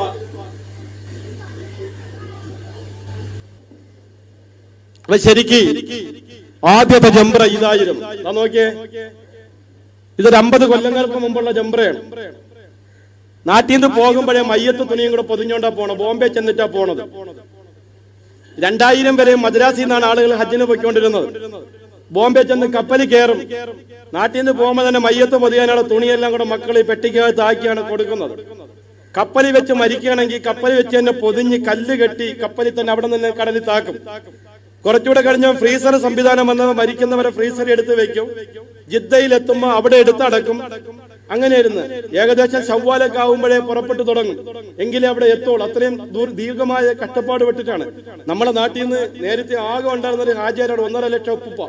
അള്ളാഹു അദ്ദേഹത്തിന്റെ ഹജ്ജ് എല്ലാവർക്കും അറിയാവുന്ന ഒരു ഹാജി, നമുക്ക് പറയാൻ പറ്റുന്ന ഒരു ഹാജി ആരായിരുന്നു? ഷനവാസാക്കൊക്കെ ഓർമ്മയുണ്ട്. നമ്മളെ ചെറുപ്പത്തില്, നമ്മളെ കുഞ്ഞിലേക്ക് ഓർമ്മയുണ്ടല്ലോ. ഇത്രയും താടിയും. നേരത്തെ ഇവിടെ ഉണ്ടായിരുന്ന നിസാം മുസ്ലിയാർ അദ്ദേഹത്തിന്റെ മാമാണ്. അദ്ദേഹം ഹജ്ജ് കഴിഞ്ഞ് വന്ന് ആ എല്ലാ വസ്ഫോട് കൂടിയാണ് ചെയ്തത്, ജീവിച്ചത്. വലിയ വക്കാറുള്ള മനുഷ്യനായിരുന്നു. അതിനെ കണ്ടാൽ തന്നെ ഭയങ്കര ഭയപ്പാടായിരുന്നു. വലിയ മനുഷ്യനായിരുന്നു. നമ്മുടെ നാട്ടിലെ എനിക്ക് വന്നത്, നമുക്ക് നീണ്ടൊരു കാലം ഹാജിമാരായിട്ട് പരിചയം. കപ്പലിലാണ് ബോംബെ എന്ന് പോയത്. ഹജ്ജ് കഴിഞ്ഞ് വരുമ്പോഴൊക്കെ ഭയങ്കര അത്ഭുത മനുഷ്യനായിരുന്നു. ആര്? അദ്ദേഹം ഒരു വലിയ അത്ഭുത മനുഷ്യനായിരുന്നു.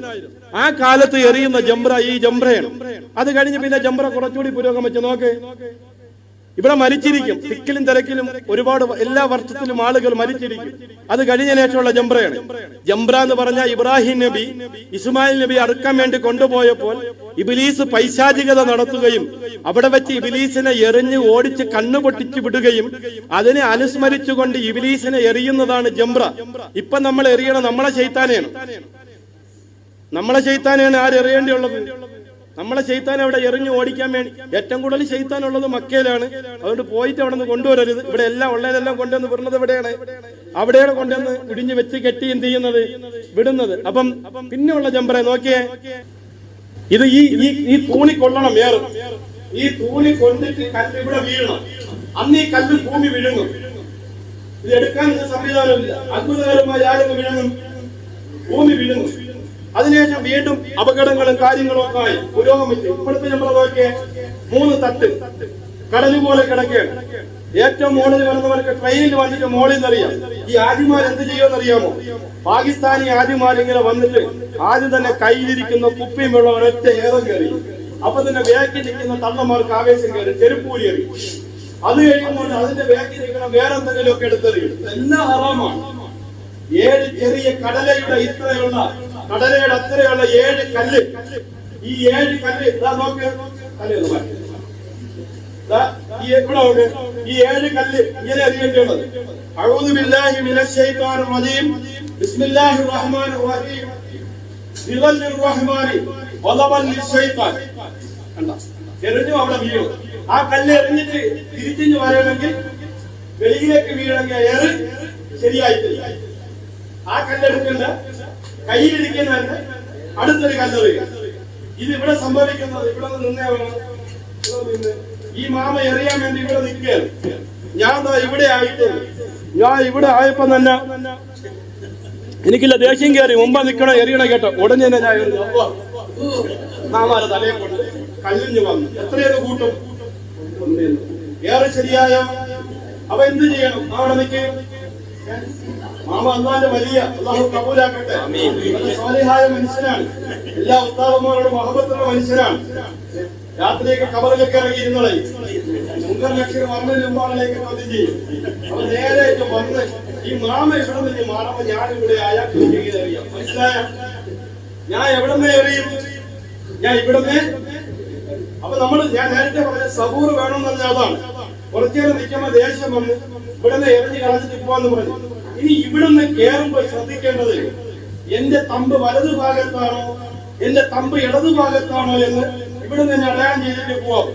കേറുമ്പോൾ ജംറയിൽ ഏറി കഴിഞ്ഞാൽ എന്റെ തമ്പ് വലതാണെങ്കിൽ ഞാൻ എവിടെ ഇറങ്ങണം? വലതിറങ്ങണം. എന്റെ തമ്പ് ഇടതാണെങ്കിൽ ഞാൻ ഇടതിറങ്ങണം. ഈ 7 എറി വേറൊരാളും കൂടി നമ്മളെ ഏൽപ്പിച്ച് വിട്ട്, അതും അറിയാം, കുഴപ്പമൊന്നും. ഒരാൾ സുഖമില്ലാത്ത ഒരാളെ ഏൽപ്പിച്ച് വിട്ടാൽ എന്ത് ചെയ്യാം? അന്ന് ജംറത്തുൽ അഖബയിൽ ദുആ ഒന്നുമില്ല. ഏറ് കഴിയുക, ഇറങ്ങി പോവുക. ഇറങ്ങിപ്പോയാൽ പിന്നെ അടുത്തത് ഏതാണ്? ഏറ് കഴിഞ്ഞാൽ പിന്നെ അടുത്തത് അറവാണ്. അറവിന് വേണ്ടി നമ്മൾ രസീത് അടച്ചു കഴിഞ്ഞു. ആ അറവ് സമയത്ത് ഇവിടെ നടക്കും. ഏറ്, അറവ്. പിന്നെ ഇനി അടുത്തത് ഏതാണ്? വടിക്കുക. വടിക്കുക, വടി, മുടി വടിക്കാൻ വേണ്ടി ഒരുപാട് ബാർബർ ഷോപ്പുകളുണ്ട്. സൈഡിൽ പിള്ളേര് കത്തിരികയും ബ്ലേഡുമായി കാലും പോയിരിക്കരുത്. 2 പ്രശ്നമാണ്. പോലീസ് വന്നാൽ അവരെയും പിടിക്കും, നമ്മളെയും പിടിക്കും. മണിക്കൂറുകൾ നമുക്ക് നഷ്ടപ്പെടും. ഭയങ്കര കർശനമായ നിയന്ത്രണങ്ങളും തീരുമാനങ്ങളുമാണ്. അതുകൊണ്ട് തന്നെ ബാർബർ ഷോപ്പിൽ തന്നെ കയറി എന്ത് ചെയ്യണം? പെണ്ണുങ്ങൾ, സഹോദരിമാര് ഒന്നീ മാറി നിന്നോ തമ്പിലേക്ക് പോയിട്ടോ മുടി വെട്ടലോടുകൂടി ദുൽഹജ്ജ് 10 ആദ്യത്തെ തഹല്ലുൽ കഴിഞ്ഞു. ഇനി നമുക്ക് സാധാരണ വേഷം ധരിക്കാം. ഒരു കാര്യം ഞാൻ എളുപ്പം പറഞ്ഞുതരാം. ഈ ജംറത്തുൽ അഖബയിൽ ഇറങ്ങിട്ട് നേരെ അങ്ങ് നടക്കുക. കേൾക്കുന്നുണ്ടോ? നേരെ അങ്ങ് നടന്നാൽ എവിടെ ചെല്ലും? മറുപടിയുടെ അവിടെ ചെല്ലും. ഈ ഗുഹയ്ക്കകത്ത് കയറി ജംറത്തുൽ അഖബയിൽ അവിടെ നേരെ ഈ ഗുഹയ്ക്കകത്ത് കയറി നേരെ റസൂലുള്ളാഹിയുടെ വീട്ടിന്റെ അവിടെ ചെല്ലും. റസൂലുള്ളാഹിയുടെ വീട്ടിന്റെ അവിടെ ചെന്നാൽ ആ മറവയിൽ കൂടെ കയറിയ നേരെ ഹറമിന്റെ ഫ്രണ്ടിൽ ചെല്ലാം. ഹറമിന്റെ ഫ്രണ്ടിൽ ചെന്ന നേരെ ഇഫാദത്തിന്റെ തവാഫ്, ഹജ്ജിന്റെ വാജിബാണ്. ഇഫാദത്തിന്റെ തവാഫും ചെയ്ത് നേരെ മക്കയിലേക്ക് പോയി സഈൻ ചെയ്താൽ 2ാമത്തെ തഹല്ലുലും കഴിഞ്ഞു. ഇനി എല്ലാ കാര്യങ്ങളും പറ്റും. പെരുന്നാൾ കഴിഞ്ഞാൽ സാധാ വസ്ത്രം ധരിക്കാം, സുഗന്ധ വസ്തുക്കൾ ഉപയോഗിക്കാം. ഒരു കാര്യം മാത്രം, ഭാര്യയും ഭർത്താവ് ഒരുമിച്ച് ജീവിക്കാൻ. ഇബാദത്തിന്റെ തവാഫും സഈൻ കഴിഞ്ഞാൽ ഒരുമിച്ച് എന്ത് ചെയ്യാം? സഹവസിക്കുന്നതിനും കുഴപ്പമില്ല. ഇനി നമുക്ക് ഹജ്ജിന്റെ കാര്യമായിട്ടുള്ളത് 3 ദിവസത്തെ ഏറുകൂടിയുണ്ട്. 10ന്റെ അന്ന് 7 കല്ലെറിഞ്ഞു. ഇനി 11ന്റെ അന്ന് ഉച്ചയ്ക്ക് ശേഷമാണ് ഏറ് തുടങ്ങുന്നത്. മനസ്സിലാവുന്നുണ്ടോ പറയുന്ന? ഉച്ചയ്ക്ക് ശേഷം 21 കല്ലെറിയണം. 3 ജംറയിൽ. എത്ര കല്ല്? ജംറത്തുൽ ഊലയിൽ 7 കല്ല്, ജംറത്തുൽ വുസ്തയിൽ 7 കല്ല്, ജംറത്തുൽ അഖബയിൽ 7 കല്ല്. എത്രയായി? 21. 21 7 20. കണക്ക് കൂട്ടണ തെറ്റിപ്പോരുത്. ഞാനിങ്ങനെ ഒരിക്കൽ കണക്ക് കൂട്ടിക്കൊണ്ടെന്നപ്പോ ചോദിച്ചു, എനിക്ക് എത്ര വയസ്സായെന്ന് പറയാമോ എന്ന് ചോദിച്ചു. ഇപ്പൊ ഒരു കുട്ടി എഴുന്നേറ്റ് പറഞ്ഞ് 40 വയസ്സായെന്ന് പറഞ്ഞു. അപ്പൊ ഞാൻ ചോദിച്ചു, എങ്ങനെ മനസ്സിലായെന്ന് ചോദിച്ചു. അത് നമ്മളെ വീട്ടിൽ ഒരു കിറുക്കൻ ചെറുക്കനുണ്ട്, അവന് വയസ്സ് 20ആണ്. അവന്റെ കിറുക്കും സാറിന്റെ വയസ്സും കൂടെ കൂട്ടിയെന്ന് പറഞ്ഞു. കാരണം അവൻ അരക്കിറുക്കും ഉസ്താവിന് മുഴുക്കിറുക്കുമാണ്. അപ്പം 40 വയസ്സുണ്ട്. അങ്ങനെയാ വരുന്നത്. 40 എത്രയായി? 7 7 14. 14 7 21 കല്ല് ഇന്ന് എറിഞ്ഞു. ഇന്നലെ എത്ര എറിഞ്ഞു? അപ്പൊ എത്രയായി? ഇനി എത്ര കല്ല് ബാക്കിയുണ്ട്? ഇനി എത്രയുണ്ട്? ഇനി ബാക്കിയുള്ള ദിവസങ്ങളിൽ 3 ദിവസങ്ങളിൽ എറിയാനുണ്ട്. ഈ 3ാമത്തെ ദിവസം 2 ദിവസം കൂടി എറിഞ്ഞിട്ട് അടുത്ത ദിവസം കൂടി എറിഞ്ഞിട്ട് സൂര്യൻ അസ്തമിക്കുന്നതിന് മുമ്പ് വേണമെങ്കിൽ അടുത്ത ദിവസത്തെ ഏർ ഒഴിവാക്കി നമുക്ക് 12ന്റെ അന്ന് എറിഞ്ഞു പോകുന്നതുകൊണ്ടൊന്നില്ല, കുഴപ്പമൊന്നും ഇല്ല. ആ ബാക്കിയുള്ള കല്ല് അവിടെ കളഞ്ഞിട്ട് പോയാൽ മതി. സൂര്യൻ അസ്തമിക്കുന്നതിന് മുമ്പ് പിന്നെ വിടാൻ പറ്റിയിട്ടില്ലെങ്കിൽ പിറ്റേ ദിവസത്തെ ഏറും കൂടി എറിഞ്ഞിട്ടേ പോവും. അങ്ങനെ എറിയുന്നവർ ഇന്ത്യക്കാര്, അഫ്ഗാനികൾ, ഫലസ്തീനികൾ, ബോസ്നിയക്കാര്, പാകിസ്ഥാനികൾ, ഇവരെല്ലാം 4 ദിവസത്തെ ഏറും പൂർത്തിയാക്കിയേ പോകും. ഹജ്ജിന്റെ എല്ലാ ഇബാദത്തും കഴിഞ്ഞ് നേരെ നമ്മൾ അസീസിയയിലേക്ക് വരും. ഇനി ഹറമിലോട്ടൊന്നും നമുക്ക് 7 അയലത്തോലും അടുക്കാൻ പറ്റൂല, ജുമയ്ക്കൊന്നും നമുക്ക് എത്തിപ്പെടാൻ പറ്റൂല. ഈ ഹജ്ജ് കഴിഞ്ഞ് വന്നാൽ പിന്നെ ഫർദും ഇല്ല, സുന്നത്തും ഇല്ല, ഒരൊറ്റ കടത്ത. എല്ലാം കിട്ടിയല്ലോ, സ്വർഗവും എല്ലാം കിട്ടി. കാലിന് നീര്, കൈക്ക് നീര്. ഇനി എനിക്ക് നിസ്കാരമൊന്നും വേണ്ട. അടുത്ത ആഴ്ച പറഞ്ഞ ഒരു കമ്മീസ്, ഒരു തൊപ്പിയും മേടിച്ചോട് അളയാ. നാട്ടിൽ ചെല്ലുമ്പോൾ, തിരുവനന്തപുരത്ത് ചെല്ലുമ്പോൾ ഇത് ഇട്ടോണ്ടിറങ്ങണം. ഇനി നാട്ടിൽ ചെല്ലുന്ന വരെ നിസ്കാരമൊന്നുമില്ല. അങ്ങനെയല്ല. അള്ളാഹു സ്വീകരിച്ചതിന്റെ അടയാളം അപ്പോഴാണ് പ്രകടമാവുന്നത്. കഴിയുന്നവരൊക്കെ ഹറമിൽ പോകും, അല്ലാത്തവർ അവിടെ നിന്ന് അടുത്ത പള്ളികളിലൊക്കെ നിസ്കരിച്ച്. ഇനി ഒരൊറ്റ കാര്യം മാത്രം ബാക്കിയുണ്ട്, വിദാഇന്റെ തവാഫ്. വിദാഇന്റെ തവാഫും കഴിഞ്ഞ് നമ്മൾ നാട്ടിലേക്ക് മടങ്ങും. അള്ളാഹു കബൂലാക്കുമാറാകട്ടെ. നമ്മൾ അവിടെ ഹജ്ജിന് നിൽക്കുന്നവർ അവിടെയാണ് ഇറക്കേണ്ടിയുള്ളത്. നമ്മളെ ഉലുഹി ഇറക്കേണ്ടിയുള്ളത് എവിടെയാണ്? അയ്യുൽ ഹജ്ജി അഫ്ദലു യാ റസൂലല്ലാഹി അൽ ഹജ്ജു വസ്സജ്ജു എന്ന് പറഞ്ഞത് അവിടെ അറുക്കുമ്പോൾ 1 ലക്ഷം പ്രതിഫലമാണ്. ഒരു മൃഗത്തിനെ അറുത്തതിന് മക്കയിലാവുമ്പോൾ എത്ര മൃഗത്തിനെ അറുത്തതിന്റെ കൂലി? 1 ലക്ഷം മൃഗത്തിനെ അറുത്തതിന്റെ കൂലി. അതുകൊണ്ട് എവിടെ തന്നെ അറുക്കണം? അത് അവിടെ തന്നെ അറുക്കണം.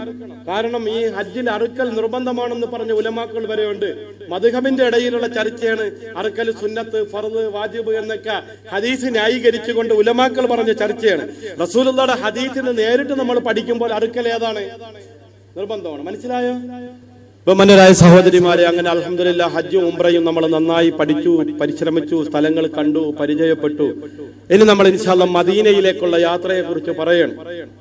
മദീനയിലേക്കുള്ള യാത്ര സുന്നത്തായ യാത്രയാണ്. സുന്നത്തും മുഅക്കദത്തുൻ. മൻ സാറ ഖബരി ബഅദ വഫാത്തി ഫകഅന്നമാ സാറനി ഫി ഹയാത്തി. ആരെങ്കിലും എന്റെ മരണത്തിന് ശേഷം, എന്റെ വഫാത്തിന് ശേഷം എന്റെ റൗള സിയാറത്ത് ചെയ്യുകയാണെങ്കിൽ ജീവിച്ചിരിക്കുമ്പോൾ എന്നെ സന്ദർശിച്ചവനെ പോലെയാണെന്ന് മുഹമ്മദ് റസൂലുള്ളാഹി. വമൻ ഹജ്ജ ഫലം യസുർനി. ആരെങ്കിലും ഹജ്ജിന് വരികയും എന്നെ കാണാൻ വരാതിരിക്കുകയും ചെയ്താൽ ഫകഅന്നമാ ജഫൗനി, ഞാനുമായി പിണങ്ങിയവനെ പോലെയാണെന്ന് മുഹമ്മദ് മുസ്തഫ. ബഹുമാന്യരായ സഹോദരിമാരെ, പ്രിയപ്പെട്ട ഉമ്മമാരെ, ഹജ്ജ് ഫർളായതുപോലെ തന്നെ റൗള ശരീഫ് സിയാറത്ത് ചെയ്യല് നമ്മളെ മനസ്സിന്റെ ആഗ്രഹം. ശരിക്കും കഅബ കാണുന്നതിനേക്കാളും ഇപ്പം നമ്മുടെ മനസ്സിലുള്ളൊരു ആഗ്രഹം ഏതാണ്? എല്ലാവരും മനസ്സിൽ കഅബ കാണുന്നതിനേക്കാളും ഒരു ആഗ്രഹം ഉള്ളത് റൗള ശരീഫിൽ 2 റക്അത്ത് നിസ്കരിക്കണം. റസൂലുള്ളാഹിയുടെ റൗളയിൽ ചെന്ന് അസ്സലാത്തു വസ്സലാമു അലൈക യാ റസൂലുള്ളാഹ് എന്നൊന്ന് പറയണം. നമ്മൾ ആദ്യം അത് ദുആ എന്നിട്ട് ഹജ്ജിന് തൗഫീഖ് തരണേന്ന് എന്ത് ചെയ്യുന്നത്? ദുആ ചെയ്യുന്നു. റൗള ശരീഫ് കാണാൻ ആഗ്രഹമില്ലാത്ത ഒരു മുസ്ലിമും ഇല്ല. ജീവിച്ചിരുന്നപ്പോ റസൂലുള്ളാഹി നമുക്ക് കാണാൻ പറ്റിയില്ല, സ്വപ്നത്തിൽ നമുക്കൊന്നും കാണാൻ പറ്റിയില്ല. ആ റസൂലുള്ളാഹിയുടെ റൗള ശരീഫെങ്കിലും ശരിക്ക് റസൂലുള്ളാഹിയുടെ ഖബർ കണ്ടു എന്ന് പറഞ്ഞൂടാ? റസൂലുള്ളാഹിയുടെ ഖബർ ഞാൻ പോയി എന്ന് പറഞ്ഞൂടാ? മാലിക് ഇമാം പറയണ സുർത്തുൻ നബി, ഞാൻ നബിയെ കാണാൻ പോയി. ലാ തഖുൽ സുർത ഖബറുൻ നബി, നബി തങ്ങളുടെ ഖബർ ഞാൻ കണ്ടു എന്ന് പറയില്ല. നബി തങ്ങൾക്ക് അങ്ങനെ ഖബർ ഇല്ല. കാരണം റസൂൽ മരണപ്പെട്ടിട്ടില്ല. വദലമു അന്ന ഫീകും റസൂലല്ലാഹ്, നിങ്ങളെ കൂടെ തന്നെ റസൂലുള്ളാഹി സ്വല്ലല്ലാഹു അലൈഹി വസല്ലം തങ്ങൾ നിങ്ങളെ കൂടെ തന്നെ ഉണ്ട്. നിങ്ങളുടെ എപ്പോഴും റസൂൽ ഉണ്ട്. അതുകൊണ്ട് റസൂലുള്ളാഹിയുടെ ഖബർ കണ്ടു എന്ന് പറയരുതേ, ഞാൻ റസൂലുള്ളാഹിയെ കണ്ടു എന്ന് പറയണമേ എന്ന് മഹാനായ മാലിക് റളിയല്ലാഹു അൻഹു പറഞ്ഞു. ഖുർആനിൽ അല്ലാഹു ഒരു ആയത്ത് പറയേ, ലാ തർഫഉ അസ്വാതകും ഫൗക സൗത്തിൻ നബി, നബി തങ്ങളുടെ ശബ്ദത്തെക്കാൾ നിങ്ങൾ ശബ്ദം ഉയർത്തരുത്. മാലിക് റളിയല്ലാഹു അൻഹു പറയാണ്, ഈ ആയത്ത് റസൂൽ ജീവിച്ചിരുന്നപ്പോഴും റസൂൽ വഫാത്തായപ്പോഴും ഒരുപോലെയാണ്. ഇരുന്നപ്പോഴും ശബ്ദം ഉയർത്താൻ പാടില്ല, തങ്ങളുടെ വഫാത്തിന് ശേഷവും ശബ്ദം ഉയർത്താൻ പാടില്ല. എല്ലാ കാലവും ഒരുപോലെയാണ്. പ്രിയപ്പെട്ടവരെ, അല്ലാഹുവിന്റെ റസൂൽ പറഞ്ഞു, ആരെങ്കിലും മദീനയിലേക്ക് വരികയും മദീനയിലെ കാലാവസ്ഥയിൽ ക്ഷമിക്കുകയും സഹിക്കുകയും ചെയ്താൽ ഫകുന്തു ശഫീഅൻ യൗമൽ ഖിയാമ, ഖിയാമത്ത് നാളിൽ ഞാൻ അവന് ശുപാർശകനാകുമെന്ന് മുഹമ്മദ് മുസ്തഫ. മദീനയിൽ ചെല്ലുമ്പോൾ പനി വരും, മദീനയിൽ ചെല്ലുമ്പോൾ ചുമ വരും, മദീനയിൽ ചെല്ലുമ്പോൾ നെഞ്ചുവേദന വരും. ഒരു ചുമയ്ക്ക് 2.5 കിലോ ഭാരം ഉണ്ടാവും. നമ്മുടെ എല്ലാ അഴുക്കുകളും അവിടെയാണ് കഴുകിക്കളയുന്നത്. നമുക്ക് അസുഖം വരുമ്പോൾ നമ്മൾ മനസ്സിലാക്കേണ്ടത് നമ്മളൊന്ന് ശുദ്ധീകരിക്കുകയാണ്. ഒരു ഹജ്ജ് കഴിഞ്ഞ് വന്ന് ക്ഷീണം മാറണമെങ്കിൽ 3 മാസം കഴിയണം. 3 മാസം കഴിയണം. ഒരു ഉംറ കഴിഞ്ഞ് നാട്ടിലെത്തി ക്ഷീണം മാറണമെങ്കിൽ 1.5 മാസം കഴിയണം. മദീനയിൽ ചെല്ലുമ്പോൾ ശരിക്കും നമ്മളൊന്ന് കിക്കി, നമ്മളെ ശരിക്കൊന്ന് മിക്സിയിലിട്ട് അടിക്കുന്നത് പോലെ ശരിക്കൊന്ന് അടിച്ച് എല്ലാ അഴുക്കുകളും കളഞ്ഞ് നമ്മളെ ശരിക്കൊന്ന് പരിശുദ്ധരാക്കി എടുക്കും. അതിനുവേണ്ടി ചിലപ്പോൾ പനി വരും, ചുമ വരും, ക്ഷീണം വരും, തളർച്ച വരും. എന്തൊരു കാലാവസ്ഥ! ഇവിടെ കൂടുതൽ 10 ദിവസം നിൽക്കാതിരിക്കലായിരുന്നു നല്ലത്. ഒരു 3 ദിവസം മതിയായിരുന്നു. ഒരാൾ മദീനയിൽ വന്നിട്ട് മദീനയിലെ തൈര് കൂട്ടിയിട്ട് പറഞ്ഞ് മക്കയിലെ തൈരിന്റെ അത്രയും നല്ല തൈരല്ല മദീനയിലെ തൈര് എന്ന് ഒരു വലിയന്റെ ചരിത്രത്തിൽ പറയാണ്. അന്ന് രാത്രി അദ്ദേഹം റസൂലുള്ളാഹി സ്വപ്നം കണ്ട്. റസൂൽ ചോദിച്ചു, എന്റെ നാട്ടിൽ തൈര് നിനക്ക് ഇഷ്ടപ്പെട്ടില്ലല്ലേ? നീ ഇവിടെ നിൽക്കരുത്, പെട്ടെന്ന് വെക്കോളാൻ പറഞ്ഞു. നീ എന്റെ പട്ടണത്തിൽ നിൽക്കരുത്. എന്റെ റസൂൽ അവിടെ ചെല്ലുമ്പോൾ പനിയും ചുമയും നെഞ്ചുവേദനയും അങ്ങനെ പകർച്ചവ്യാധികൾ കൊണ്ട് നിറഞ്ഞൊരു നാടായിരുന്നു മദീന. അന്ന് ആ നാടിന്റെ പേര് യസ്രിബ് എന്നായിരുന്നു. അല്ലാഹുവിന്റെ റസൂൽ ദുആ ചെയ്തു, അല്ലാഹുമ്മ ഹബ്ബിബ് ഇലൈനൽ മദീന, അല്ലാഹുമ്മ ഹബ്ബിബ് ഇലൈനൽ മദീന, അല്ലാഹുമ്മ ഹബ്ബിബ് ഇലൈനൽ മദീന. അല്ലാഹുവേ മദീന പ്രിയങ്കരമാക്കണമേ അല്ലാഹ്. അല്ലാഹുവേ മദീന ഞങ്ങൾക്ക് പ്രിയങ്കരമാക്കണമേ അല്ലാഹ്. അല്ലാഹുവേ മദീന ഞങ്ങൾക്ക് പ്രിയങ്കരമാക്കണമേ അല്ലാഹ്. കമാ ഹബ്ബബത ഇലൈനാ മക്ക, മക്ക ഞങ്ങൾക്ക് പ്രിയങ്കരമാക്കിയതുപോലെ മക്കയോടുള്ളതിനേക്കാൾ സ്നേഹം എനിക്ക് തരണമേ അല്ലാഹുവേ. അല്ലാഹുമ്മ ഇന്ന ഇബ്രാഹീമ ഖലീലുക വഹബീബുക ദഅക ലി അഹ്ലി മക്ക. ഇബ്രാഹിം നബി മക്കയ്ക്ക് വേണ്ടി ദുആ ചെയ്തു. 127 കിലോമീറ്റർ നീ ഹറമാക്കി കൊടുത്തു. 947 കല്ല് നീ സ്വർഗത്തിൽ നിന്ന് കൊടുത്തു വിട്ടു. അത് ജിബ്രീൽ അലൈഹിസ്സലാം അടിച്ചു കൊടുത്തു. ഞാനിത് ദുആ ചെയ്യുന്നു, പടച്ചവനെ മദീന എനിക്ക് നീ ഹറമാക്കി തരണം, അല്ലാഹുവേ ഹറമാക്കി തരണം. അല്ലാഹുമ്മ തബാറക ഫീ മുദ്ദിഹിം, അല്ലാഹുമ്മ തബാറക ഫീ സാഇഹിം, അല്ലാഹുമ്മ തബാറക ഫീ ജിമാരിഹിം. മദീനക്കാരുടെ ഉൽപ്പന്നങ്ങൾ നീ ബറക്കത്ത് കൊടുക്കണം അല്ലാഹ്, അവരുടെ സാധനങ്ങൾ നീ ബറക്കത്ത് കൊടുക്കണം അല്ലാഹ്. 3 പ്രാവശ്യം തങ്ങൾ ദുആ ചെയ്യുന്നു. അല്ലാഹു 15 കിലോമീറ്റർ ഹറമാക്കി കൊടുത്തു. എത്ര? 15 കിലോമീറ്റർ മദീന അഷ്റഫുൽ ഖൽഖായ മുഹമ്മദുർ റസൂലുള്ളാഹി തങ്ങൾക്ക് അല്ലാഹു ഹറമാക്കി കൊടുത്തു. ഒരു നന്മയ്ക്ക് 50,000 പ്രതിഫലം.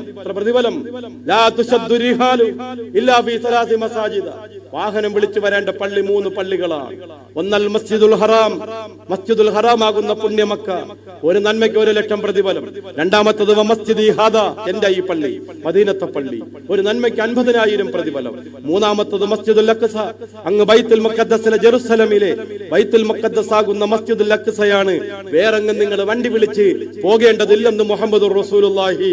അതിൽ രണ്ടാമത്തെ പള്ളിയാണ് മദീനത്തുൽ മുനവ്വറ, റസൂലുള്ളാഹിയുടെ തൃക്കരം കൊണ്ട് പണിഞ്ഞ പള്ളി. നബിതങ്ങള് മക്കയിൽ ഹിജ്റ പുറപ്പെട്ട് മദീനയിലെത്തി. തിങ്കളാഴ്ചയ്ക്ക് ഒരുപാട് പ്രത്യേകതകളുണ്ട്. എന്തൊക്കെ തിങ്കളാഴ്ചയുടെ പ്രത്യേകത എന്ന് പറഞ്ഞേ?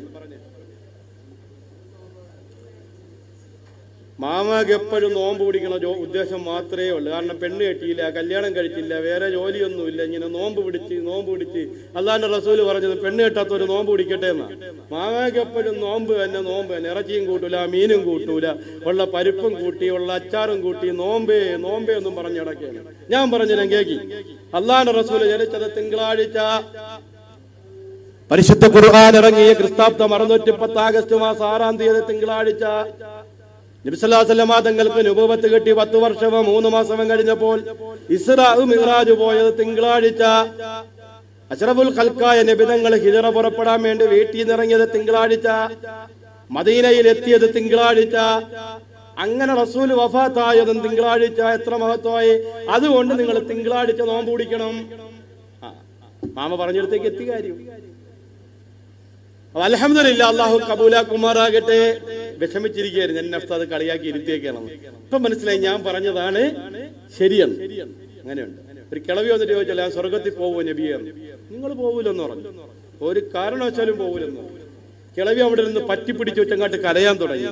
കരഞ്ഞപ്പോ നബി ഞങ്ങളെ 2 ചിരിയങ്ങ് ചിരിച്ചിട്ട് പറഞ്ഞ് ഇങ്ങനെയൊന്നും പോകൂല, പല്ലൊന്നും ഇല്ലാതെ ഇങ്ങനെയൊന്നും മോണയൊന്നും കിളിച്ചൊന്നും പള്ളി സ്വർഗത്തിൽ പോകൂല. അല്ല, 18കാരി സുന്ദരിയായിട്ട് അള്ളാഹു നിങ്ങളെ സ്വർഗത്തിൽ കൊണ്ടോ. ഈ കിളവിയായിട്ടല്ല നിങ്ങൾ പോണത്. നിങ്ങൾ പോകൂലെന്ന് പറഞ്ഞാൽ ഈ കിളവിയായിട്ട് പോകൂലെന്നാണ് ഞാൻ പറഞ്ഞതിന്റെ അർത്ഥം. വന്ന് മുഹമ്മദുർ റസൂലുള്ളാഹി. എത്ര തമാശ റസൂലുള്ളാഹി സ്വല്ലല്ലാഹു അലൈഹി വസല്ലം ഞങ്ങൾ ഉപയോഗപ്പെടുത്തിയത്. പ്രിയപ്പെട്ടവരെ, അല്ലാഹുവിന്റെ റസൂൽ തിങ്കളാഴ്ച എത്തി, മദീനയിലെത്തി, കുബായിലെത്തിയപ്പോണ്ട് പിള്ളേരും കുട്ടികളും ആളുകളെല്ലാം നബി തങ്ങളെ സ്വാഗതം ചെയ്യാൻ വന്ന് നിൽക്കുകയാണ്. റസൂലുള്ളാഹിയുടെ കസുബാവ് ഒട്ടകത്തിൽ എല്ലാവരും വന്ന് കടിഞ്ഞാണി പിടിച്ചിട്ട് പറഞ്ഞു എന്റെ വീട്ടിൽ വരണമെന്ന് പറഞ്ഞു. തങ്ങൾ എന്റെ വീട്ടിൽ വരണമെന്ന് പറഞ്ഞു. അപ്പൊ നമ്മളാരെങ്കിലും ഇപ്പം വളവച്ചക്കാരും ഇപ്പൊ 21-ാം തീയതിക്ക് പരിപാടിക്ക് ചെല്ലാൻ വേണ്ടി വിളിക്കാനാണ് നേരത്തെ ഇവിടെ വന്ന് പറഞ്ഞിട്ട് പോയത്. അപ്പൊ നമ്മൾ ചെല്ലുകയാണെങ്കിൽ ആഹാരം ഉണ്ടാക്കുന്നത് എവിടെയായിരിക്കും? അവിടുത്തെ ഏറ്റവും വലിയൊരാളിന്റെ വീട്ടിലായിരിക്കും ആഹാരം ഉണ്ടാക്കി നമ്മളെ വിളിക്കുന്നത്. ഏതൊരു പാവപ്പെട്ടന്റെ വീട്ടിൽ നമ്മളെ വിളിക്കുക. നമ്മളങ്ങനെ പോവാനും തയ്യാറാവൂല. നമ്മളേക്ക് ഈമാൻ അത്ര ദുർബലമാണ്. ശരിയല്ലേ? അത്രയും ദുർബലമാണ് നമ്മളെ ഈമാൻ അത്രയും ദൗർബല്യമാണ്. നമ്മൾ ചിന്തിച്ചു നോക്കിയാൽ നമ്മളെ വീട്ടിൽ ഏറ്റവും അവസാനം ഒരു കാര്യത്തിന് വിളിക്കുന്ന ആരാണ്? പള്ളിയിലെ മോദീന. ഏറ്റവും അവസാനം നമ്മളെ വിളിക്കുള്ളൂ അല്ലേ? ഏറ്റവും അവസാനമാണ് വിളിക്കണം. മെയിന് നമ്മളെ ഖത്തീബ് ഉസ്താദിന് 100 രൂപ കൊടുക്കണമെങ്കിൽ ആ മോദി നമ്മൾ എത്ര രൂപ കൊടുക്കോളൂ? 25 രൂപ കൊടുക്കോളൂ. അത് നമ്മൾ അത്ര പരിഗണനയൊന്നും ആരും കൊടുക്കാറില്ല. നമ്മൾ ആദ്യം പരിഗണിക്കേണ്ടത് ആരെയാണ്? മോദീനെ നമ്മൾ ആദ്യം പരിഗണിക്കേണ്ടത്. സദക്ക ഏറ്റി കൊടുക്കണം. അൻസിലിനാസോ മനാസിലോ എന്നാണ്. കളക്ടർ കൊടുക്കണ കസേര കൊടുത്താൽ പോരാ. ആർക്ക്? പിയൂണ് കൊടുക്കണ കസേര ആർക്ക് കൊടുത്താൽ പോരാ? അത് ആ കാര്യത്തിലെല്ലാം അങ്ങനെ തന്നെ വേണം. അതുകൊണ്ട് തന്നെ ആയുസ്സാനെ വിളിക്കുമ്പോൾ കുറയ്ക്കൊന്നും വേണ്ട. അത് പറഞ്ഞു തന്നെയെന്ന് കരുതി എന്ത് ചെയ്യണ്ട.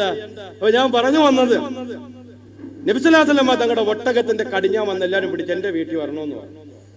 റസൂൽ പറഞ്ഞു എന്റെ ഇഷ്ടപ്രകാരമൊന്നും അല്ല ഈ ഒട്ടകം ചലിക്കുന്നത്. അള്ളാഹുവാണ് ഈ ഒട്ടകത്തിന് ഇങ്ങോട്ട് പറഞ്ഞ് ഇതുവരെ എത്തിച്ചത്.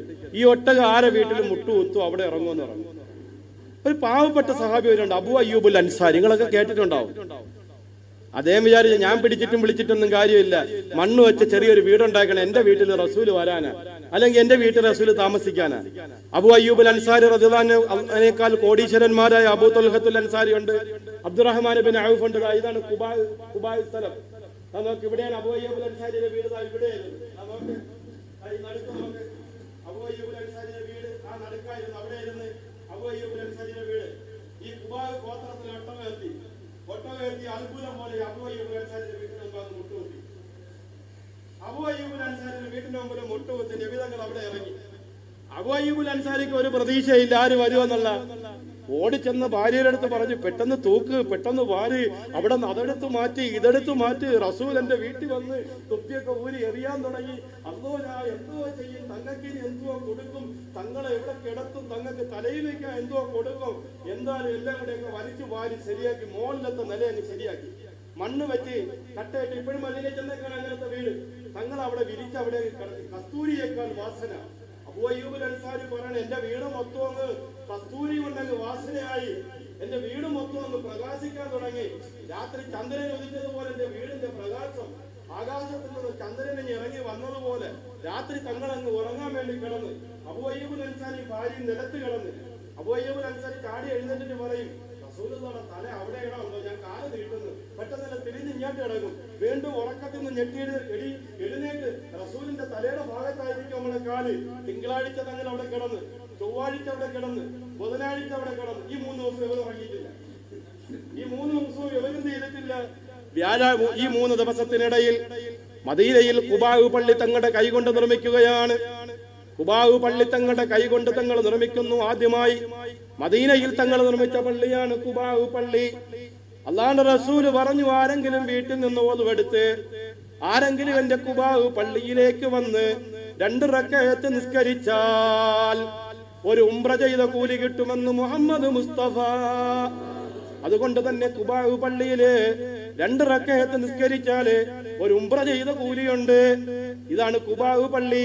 എല്ലാ ശനിയാഴ്ചയും റസൂൽ കാൽനടയായി ഖുബാഉ പള്ളിയിൽ വരുമായിരുന്നു. ഈ പള്ളിയുടെ ഫ്രണ്ടിൽ ഒരു കിണറുണ്ട്. ആ കിണറിൽ റസൂലുള്ളാഹിയുടെ മോതിരം വീണിട്ടുണ്ട്. അടുത്ത സമയം വരെയും ആ കിണറ്റിലെ വെള്ളം ശിഫായിന് ഉപയോഗിക്കുമായിരുന്നു. ഇപ്പോഴാ കിണർ മൂടിക്കളഞ്ഞ കിണർ കാണിച്ചു തരാം. ഈ കിണറിൽ അല്ലാഹുവിന്റെ റസൂലും അബൂബക്കർ സിദ്ദീഖും ഉമറുൽ ഫാറൂഖും ഉസ്മാൻ ഇബ്നു അഫ്ഫാനും കൂടി വന്നിരിക്കുമ്പോൾ നബി തങ്ങൾ പറയും, ഒരു നബി, 2 സിദ്ദീഖ്, 2 ഷഹീദന്മാർ. ഇങ്ങനെ ഒരു നബി, ഒരു സിദ്ദീഖ്, 2 ഷഹീദന്മാർ. ആര് നബി? മുഹമ്മദ് മുസ്തഫ. ആര് സിദ്ദീഖ്? അബൂബക്കർ സിദ്ദീഖ്. 2 ഷഹീദന്മാർ. ആര്? ഉമർ ഇബ്നുൽ ഖത്താബ് റളിയല്ലാഹു അൻഹു, ഉസ്മാൻ ഇബ്നു അഫ്ഫാൻ റളിയല്ലാഹു അൻഹു. റസൂലുള്ളാഹിയുടെ ഒരു മോതിരം ഈ കിണറ്റിനകത്ത് വീട് പോയി. അതിപ്പോ മൂടിയിട്ടുണ്ട്. അത് കാണിച്ചു കൊടുത്തേ. ഈ ഭാഗത്താണ്, ഈ കാണുന്ന ഭാഗത്തായി ഇപ്പൊ അത് മൂടിയിട്ടുണ്ട്. ഞങ്ങളൊക്കെ അത് നേരിട്ട് കണ്ടിട്ടുണ്ട്. അല്ലാഹു തആല ഇവിടെ എത്താൻ പോകാനൊക്കെ തൗഫീഖ് തരട്ടെ. 3 ദിവസം ഇവിടെ താമസിച്ചു. ഈ പള്ളി ഉണ്ടാക്കി, ഖുബാഉ പള്ളി ഉണ്ടാക്കി. വ്യാഴാഴ്ച രാവിലെ തങ്ങൾ ഇവിടെ നിറങ്ങി. ഇവിടെ തമ്പിലേക്ക് പോയാൽ മതി. ഇൻഷാ അല്ലാഹ് അല്ലാഹു തൗഫീഖ് ചെയ്യട്ടെ. അല്ലാഹു തൗഫീഖ് ചെയ്യട്ടെ. ഇൻഷാ അല്ലാഹ് അല്ലാഹു തൗഫീഖ് ആണ്. ചിലപ്പോൾ നിങ്ങളെയൊക്കെ നമുക്ക് അവിടെ വെച്ച് കാണാം. ഇൻഷാ അല്ലാഹ് കാണണമെങ്കിൽ നമുക്ക് എല്ലാവരും കൂടെയൊക്കെ ഒരുമിച്ച് കൂട്ടി നമുക്ക് ഇങ്ങനെയൊക്കെ ചെയ്യാം. അല്ലാഹു ചെയ്യാൻ തൗഫീഖ് തരട്ടെ. ചിലപ്പോൾ അല്ലാഹു അല്ലേ തൗഫീഖ് തരണം. ആരെങ്കിലും വന്നിട്ട് ദുൽഹജ്ജ് 1 പറയണം, ഉസ്താദ് പോയിട്ട് വാപ്പാക്ക് ഒരു ഹജ്ജ് ചെയ്തിട്ട് വാസ്താജ് എന്ന് പറഞ്ഞാൽ ദുൽഹജ്ജ് 1 വന്നാൽ മതിയല്ലോ. അന്ന് 13 തിരിച്ചെന്ത് ചെയ്യാം, വരെയും ചെയ്യാമല്ലോ. അതൊക്കെ ചിലപ്പോൾ നടക്കണ കാര്യങ്ങളല്ലേ. ചിലപ്പോൾ അപ്പം എല്ലാവരും അവിടെ വെച്ച് കാണാം. അല്ലാഹു കാണാൻ തൗഫീഖ് തരട്ടെ. അപ്പൊ നമുക്കാണെങ്കിൽ വന്നാൽ പിന്നെ നിങ്ങൾ എവിടെയൊക്കെ താമസിക്കണമെന്ന് ഓരോരുത്തരും താമസിക്കുന്ന സ്ഥലങ്ങൾ കണ്ടുപിടിക്കാനൊക്കെ വളരെയേതാണ് എളുപ്പമായ കാര്യമാണ്. അപ്പൊ ഞാൻ പറഞ്ഞു വന്നത്, അവിടെ നിന്ന് നബി തങ്ങൾ ഈ പള്ളി നോക്കിയേ, ലോകത്തെ ആദ്യത്തെ ജുമ നടന്ന പള്ളിയാണ്. ഏത് പള്ളിയാണ്? ലോകത്തെ ചായ കൊടുത്തിട്ട് പറഞ്ഞാൽ മതിയാ പോലെ നോപ്പാക്കിയ ചായ കിട്ടുന്നു, ചായ കഴുകി കൊടുക്കും.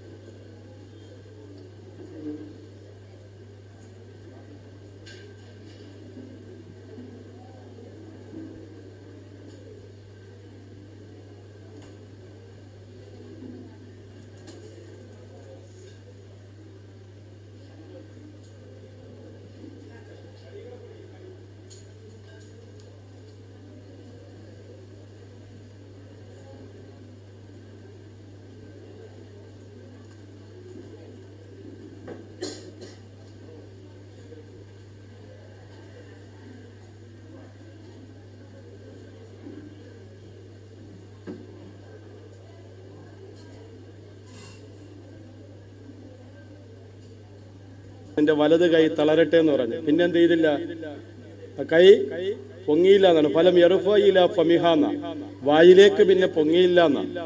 വലത് കൈ കൊണ്ട് കുടിക്കണം, ഊതി കുടിക്കരുത്, 3 കുടി കുടിക്കണം, ഒറ്റ കുടിക്ക് കുടിക്കരുത്. കുടിക്കുമ്പോൾ ബിസ്മിയല്ലേ കുടിക്കണം.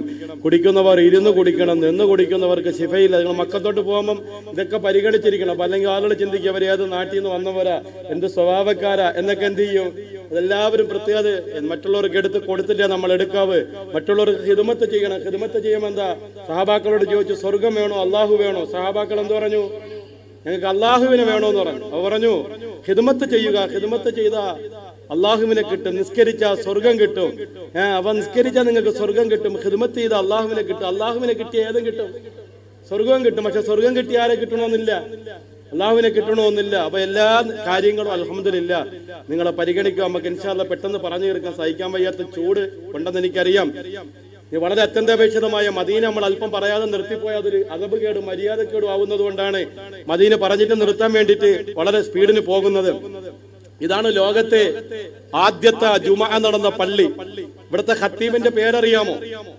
ലോകത്തെ ആദ്യത്തെ ജുമഅ നടത്തിയ ഖത്തീബിന്റെ പേരറിയാമോ?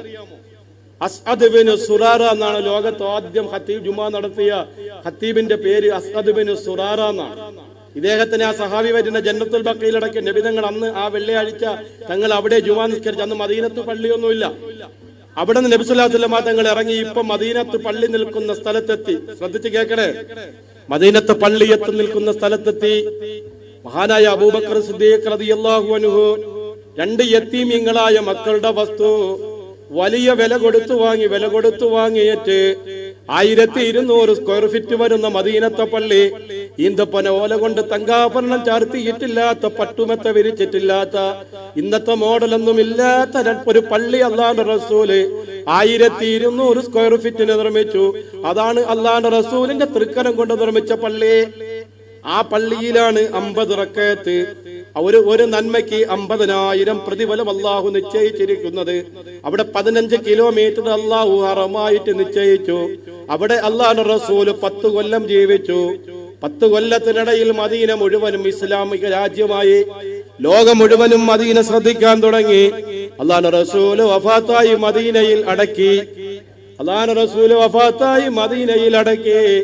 പ്രിയപ്പെട്ടവരെ, ഹജ്ജിന് പോകുന്നവരായാലും ഉംറയ്ക്ക് പോകുന്നവരായാലും നമ്മുടെയൊക്കെ മനസ്സിന്റെ ഉള്ളിൽ അല്ലാഹുവിന്റെ റസൂലിന്റെ റൗളയിലെത്തി അസ്സലാത്തു വസ്സലാമു അലൈക യാ സയ്യിദി യാ റസൂലല്ലാഹ് ഒന്നെനിക്കൊന്ന് പറയാനുള്ള തൗഫീക്ക് തരണേ തമ്പുരാനെ.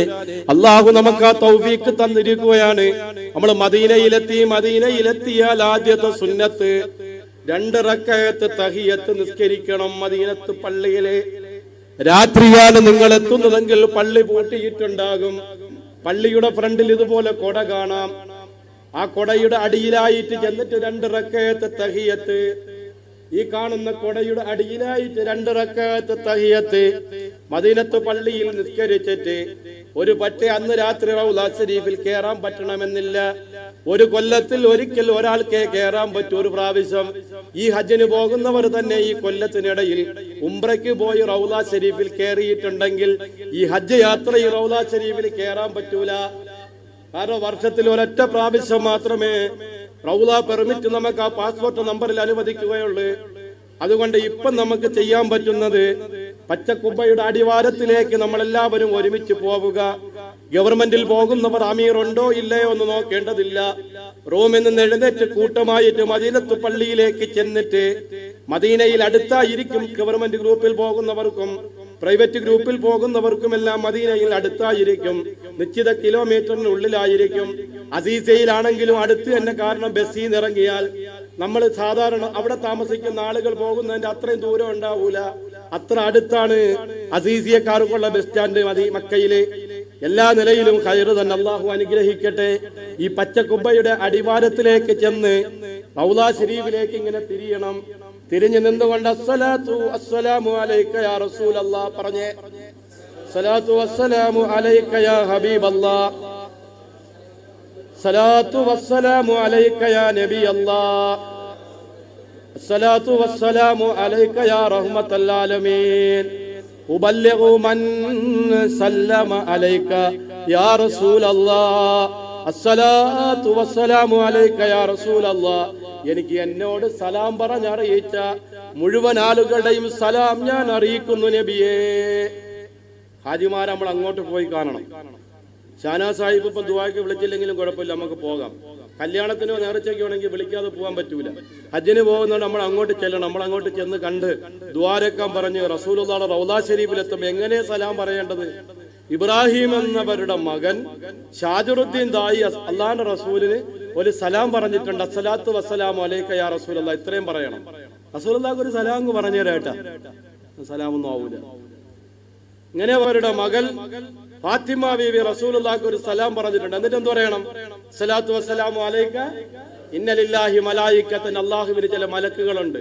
സയ്യംബ്രയ്ക്ക് വന്നു റസൂലുള്ളാഹിയുടെ റൗളയിലെത്തി. അവര് സിയാറത്ത് കഴിഞ്ഞ് സലാം പറഞ്ഞില്ല. തങ്ങളെ രാത്രി സ്വപ്നത്തിൽ കണ്ട് തങ്ങൾ ചോദിച്ചു, സലാം പറഞ്ഞു വിട്ടവരെ സലാം പറയാതെ എന്താ കിടന്ന് ഉറങ്ങണേന്ന് ചോദിച്ചു. അപ്പൊ അതിന്റെ ചാടി എഴുന്നേറ്റ് പോയി, നബിയെ സലാം പറഞ്ഞു വിട്ടവരുടെ സലാം മുഴുവനും നിങ്ങൾക്ക് ഞാൻ അറിയിക്കുന്നു യാ റസൂലല്ലാഹ്. ഇവിടെ നിന്ന് ഇപ്പൊ കൊട്ടാരക്കര താലൂക്കിലെ ചെതറ പഞ്ചായത്തിലെ യഹിയ രാവുത്തരെ മദീനയിലെത്തുമ്പോൾ തന്നെ അള്ളാന്റെ റസൂൽ പറയും, നേരത്തെ ചെതറാന്ന് ഇവിടെ വിവരം കിട്ടിയിട്ട് നീ ഇവിടെ വരുമെന്ന്, നീ ഏൽപ്പിച്ചു വിട്ടൊരു സലാമെല്ലാം ഇവിടെ വന്നിട്ടുണ്ട്. അപ്പൊ ഇത് പറയുമ്പോൾ അവിടെ ഒന്നുകൂടി മലക്കുകൾ ആരെ ഉണർത്തും? റസൂലുള്ളാഹിയെ ഉണർത്തും. ഇവിടെ തന്നെ അള്ളാഹു അതിന് കോടാനുകോടിക്കണക്കിന് മലക്കുകളെ ഏൽപ്പിച്ചിരിക്കുകയാണ്. നേരെ ജന്നത്തുൽ ബഖയിലേക്ക് തിരിയണം. നമുക്കിനി അടുത്ത നമുക്ക് റൗളാ ശരീഫിന്റെ ഉള്ളൊന്ന് പരിചയപ്പെടാൻ. നോക്കിയേ, മാബൈന ബൈത്തി വ മെമ്പരി റൗളത്തും മിൻ റിയാദിൽ ജന്ന, ഞാൻ താമസിക്കുന്ന എന്റെ റൂമിന്റെയും ഞാൻ ഖുത്ബ ഓതിയ വീടിന്റെയും ഇടയിലുള്ള സ്ഥലം സ്വർഗമാണെന്ന് മുഹമ്മദ് മുസ്തഫ റസൂലുള്ളാഹി സ്വല്ലല്ലാഹു അലൈഹി വസല്ലം തങ്ങൾക്ക് ഈന്തപ്പന ഓലയുടെ മടൽ കൊണ്ടുണ്ടാക്കിയ ഒരു മെമ്പർ ഉണ്ടായിരുന്നു. ആ സമയത്ത് മൈമൂൻ എന്ന് പറയുന്ന മദീനയിലെ ഒരു കൊല്ലൻ, മൈമൂൻ എന്ന് പറഞ്ഞ കൊല്ലനായിരുന്നു മദീനയിൽ അറിയപ്പെട്ട മേശിരി. നമുക്ക് ഇവിടെ ഒരു മൈമൂനുണ്ട്, നമുക്ക് ഈ വസ്തുവൊക്കെ തന്ന മൈമൂൻ. മറ്റത് അവിടുത്തെ മൈമൂൻ, അത് മേശിരിയുടെ പേരാ. ആ മൈമൂൻ എന്ന മേശിരിയോട് ഒരു സ്ത്രീ വിളിച്ചിട്ട് പറഞ്ഞ് മദീനത്ത് പള്ളിയിലേക്ക് ഒരു മെമ്പർ ഉണ്ടാക്കി കൊടുക്കണം. അതിന് ഞാൻ കുറച്ച് ഈന്തപ്പന ഓലയുടെ മടലും തടിയെല്ലാം കൊണ്ടുവന്ന് വെച്ചിട്ടുണ്ട്. അത് പഴയ കാലം മുതലേ പള്ളിക്ക് ഏറ്റവും കൂടുതൽ സംഭാവന കൊടുക്കുന്നത് ആരാ? സ്ത്രീകളാണ് കൊടുക്കണം. ഇത്തിരി കഴിഞ്ഞിട്ട് ഞാൻ പറയെല്ലാം കയ്യിലെടുത്ത് വെച്ചോ. അപ്പൊ ഏറ്റവും കൂടുതൽ ഈ സംഭാവന പണ്ട് കാലം മുതലേ കൊടുക്കുന്നത് ആരാ? പണ്ടെല്ലാം കാലത്ത് പിടിയരി, അലിക്കത്ത്, ആട്ടിന്റെ കുഞ്ഞ്, കോഴി, ഇതെല്ലാം പള്ളിക്ക് കൊടുക്കുന്നത് ആരാ? സ്ത്രീകളാ. അങ്ങനെ എല്ലാ സ്ത്രീകളാ കൊടുക്കുന്നു. ഈ മൈമൂൻ എന്ന് പറഞ്ഞ മേശരിയോട് സ്ത്രീ പറഞ്ഞു, നല്ലൊരു മെമ്പർ ഉണ്ടാക്കി റസൂലുള്ളാഹിക്ക് എത്തിക്കണമെന്ന് പറഞ്ഞു. നല്ലൊരു മെമ്പർ ഉണ്ടാക്കി മദീനത്ത് പള്ളിയിൽ കൊണ്ടുവന്ന് വെച്ച് റസൂലുള്ളാഹി സ്വല്ലല്ലാഹു അലൈഹി വസല്ലം വെള്ളിയാഴ്ച ഇങ്ങോട്ട് വന്ന് ഈ മെമ്പർ കണ്ടപ്പോൾ തങ്ങൾ പെട്ടെന്ന് അതിൽ കയറി. ഉമർ റളിയല്ലാഹു അൻഹു പറയുന്നത് ഇമാം ബുഖാരിയും മുസ്ലിമും ഒക്കെ ഉദ്ധരിക്കുന്ന ഹദീസാണ്. അല്ലാഹുവിന്റെ റസൂൽ ഉമർ റസൂൽ ആ മെമ്പർ കയറിയത് ഒട്ടക കുട്ടി കരയുന്ന പോലെ ഈ മെമ്പർ അങ്ങോട്ട് കരയാൻ തുടങ്ങിയെന്ന്. അന്ന് ഞങ്ങൾ 1200 പേര് മദീനത്ത് പള്ളിയിലുണ്ടായിരുന്നു. ഞങ്ങൾ എല്ലാവരും ആ കരച്ചിൽ കേട്ടു. ഭയങ്കരമായ കരച്ചില്. റസൂൽ ഈ കരച്ചിൽ കേട്ടോണ്ട് മെമ്പറിന്റെ മോളെ, നീ അല്ലേ സ്വർഗത്തിൽ എന്റെ കസേര, നീ കരയാതെ അവിടെ ഇരി. ഉമർ റളിയല്ലാഹു അൻഹു പറഞ്ഞു. അപ്പ കരച്ചിൽ നിർത്തി.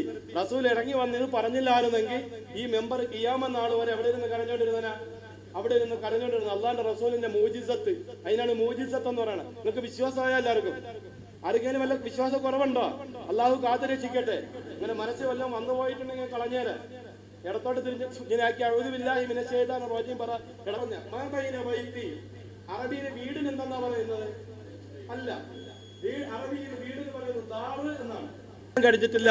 അങ്ങനെ പറയാൻ പറ്റുന്ന 2 പ്രവാചകന്മാരുടെ കബറയുള്ളു. ഒന്ന് സയ്യിദുനാ മുഹമ്മദ് മുസ്തഫ, 2 അള്ളാഹുവിന്റെ റസൂൽ ഒരു കബർ വാക്കി വെച്ചിട്ടുണ്ട് തങ്ങളെ കബറിന്റെ അപ്പുറത്ത്. ആർക്ക് വേണ്ടി?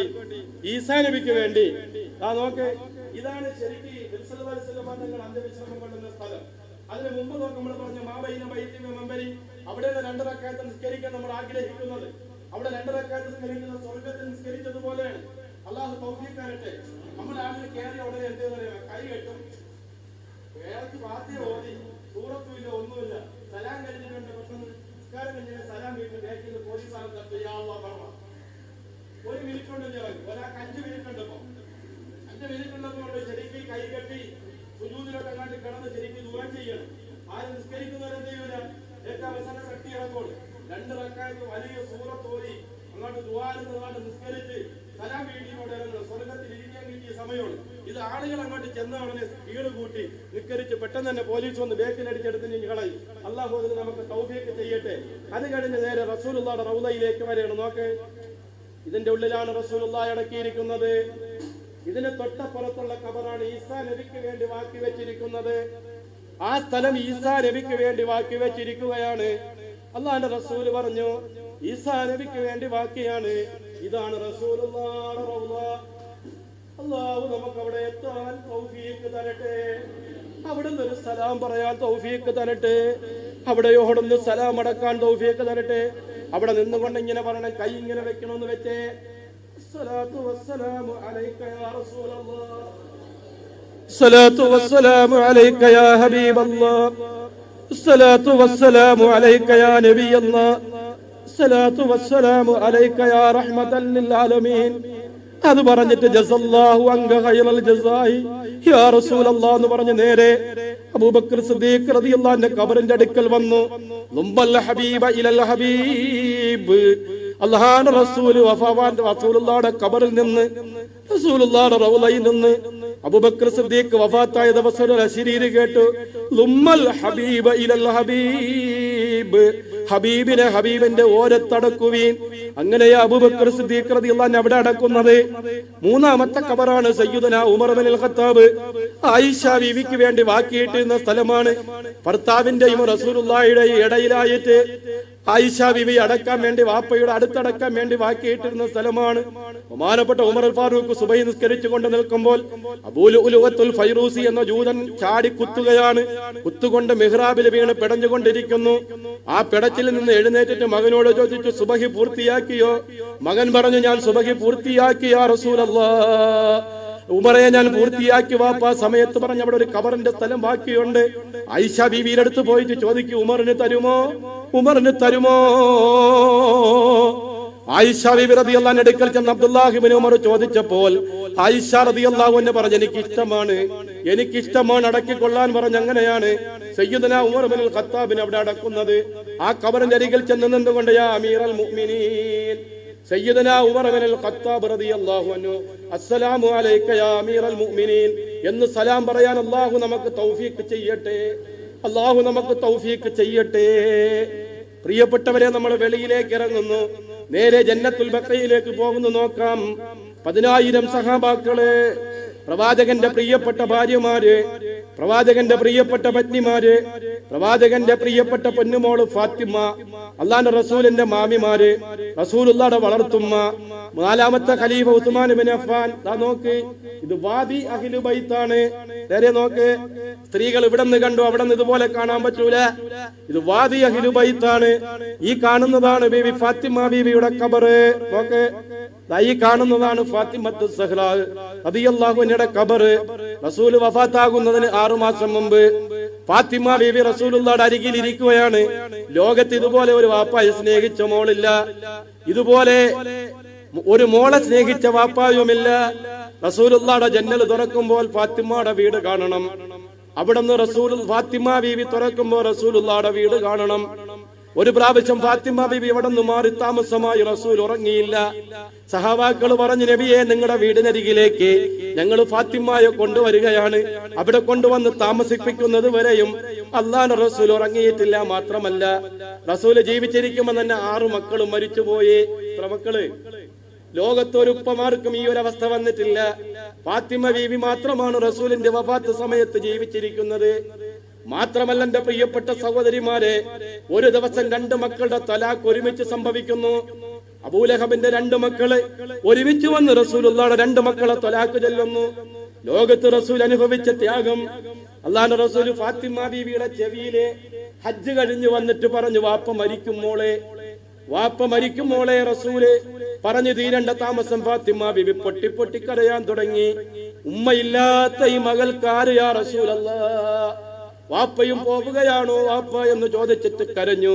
ഇടത്തെ ചെവിയിൽ പറഞ്ഞു, മോളെ, 6 മാസത്തിനകം എന്റെ കുടുംബത്തിൽ നിന്ന് എന്നിലേക്ക് വന്നു ചേരുന്നത് നീയാണ്. 6 മാസം കഴിഞ്ഞ് പരിശുദ്ധ റമളാൻ 10ന്റെ അന്നാണ് ബീബി ഫാത്തിമ വഫാത്താകുന്നത്. റമളാൻ 10 ഫാത്തിമ ബീബിയുടെ വഫാത്ത് ദിനമാണ്. അലിയാർ തങ്ങളെ കയ്യിൽ പിടിച്ച്, ഹുസൈനാർ തങ്ങളെ കയ്യിൽ പിടിച്ചേൽപ്പിച്ചു. ഈ ദാമ്പത്തിക ജീവിതത്തിൽ വല്ല പൊരുത്തക്കേടും വന്നിട്ടുണ്ടെങ്കിൽ അങ്ങനെക്ക് പൊരുത്തപ്പെട്ടു തരണേ അലിയാരേ. എന്റെ മക്കളെ നിങ്ങളെ ഏൽപ്പിച്ച് ഞാൻ അള്ളാന്റെ റഹ്മത്തിലേക്ക് പോവുകയാണെന്ന് പറഞ്ഞ് യാത്രയായ സയ്യിദത്തുന ഫാത്തിമത്തു സഹ്റാ. സമയമില്ല, ഇല്ലെങ്കിൽ നമുക്ക് ഫാത്തിമ ബിബിയെ കുറിച്ചൊക്കെ പറയായിരുന്നു. അല്ലാഹു തൗഫീഖ് തരട്ടെ.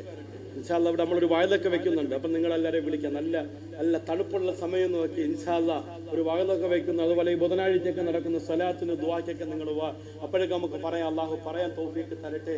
അല്ലാഹു കേൾക്കാൻ തൗഫീഖ് തരട്ടെ. ഫാത്തിമ ബിബിയുടെ ഖബറാണ് ഈ ഖബർ. നോക്കിയേ, റസൂലുള്ളാഹിയുടെ കൊച്ചാപ്പട പെണ്ണുങ്ങളുടെ ഖബറിന് ഒരു പ്രത്യേകത ഉണ്ട്. 2 കല്ലാണ്.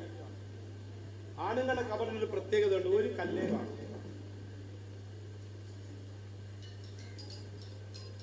ആണാണോ പെണ്ണാണോ എന്ന് തിരിച്ചറിയാനുള്ള മാർഗം അതാണ്. മീസാൻ കല്ല് എത്രയുണ്ടാവും? 2 കല്ലുണ്ടാവും. നോക്കിയേ,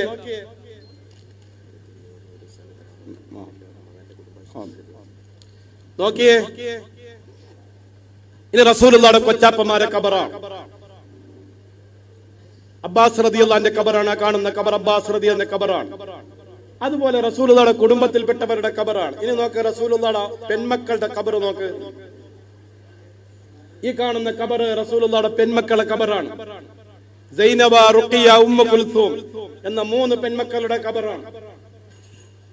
ഇത് നോക്കിയേ, റസൂലുള്ളാഹിയുടെ 9 ഭാര്യമാരെ ഖബർ. 2 ഭാര്യമാർ എവിടെയുണ്ട്? മക്കയിലുണ്ട്. ആരൊക്കെയാണ്?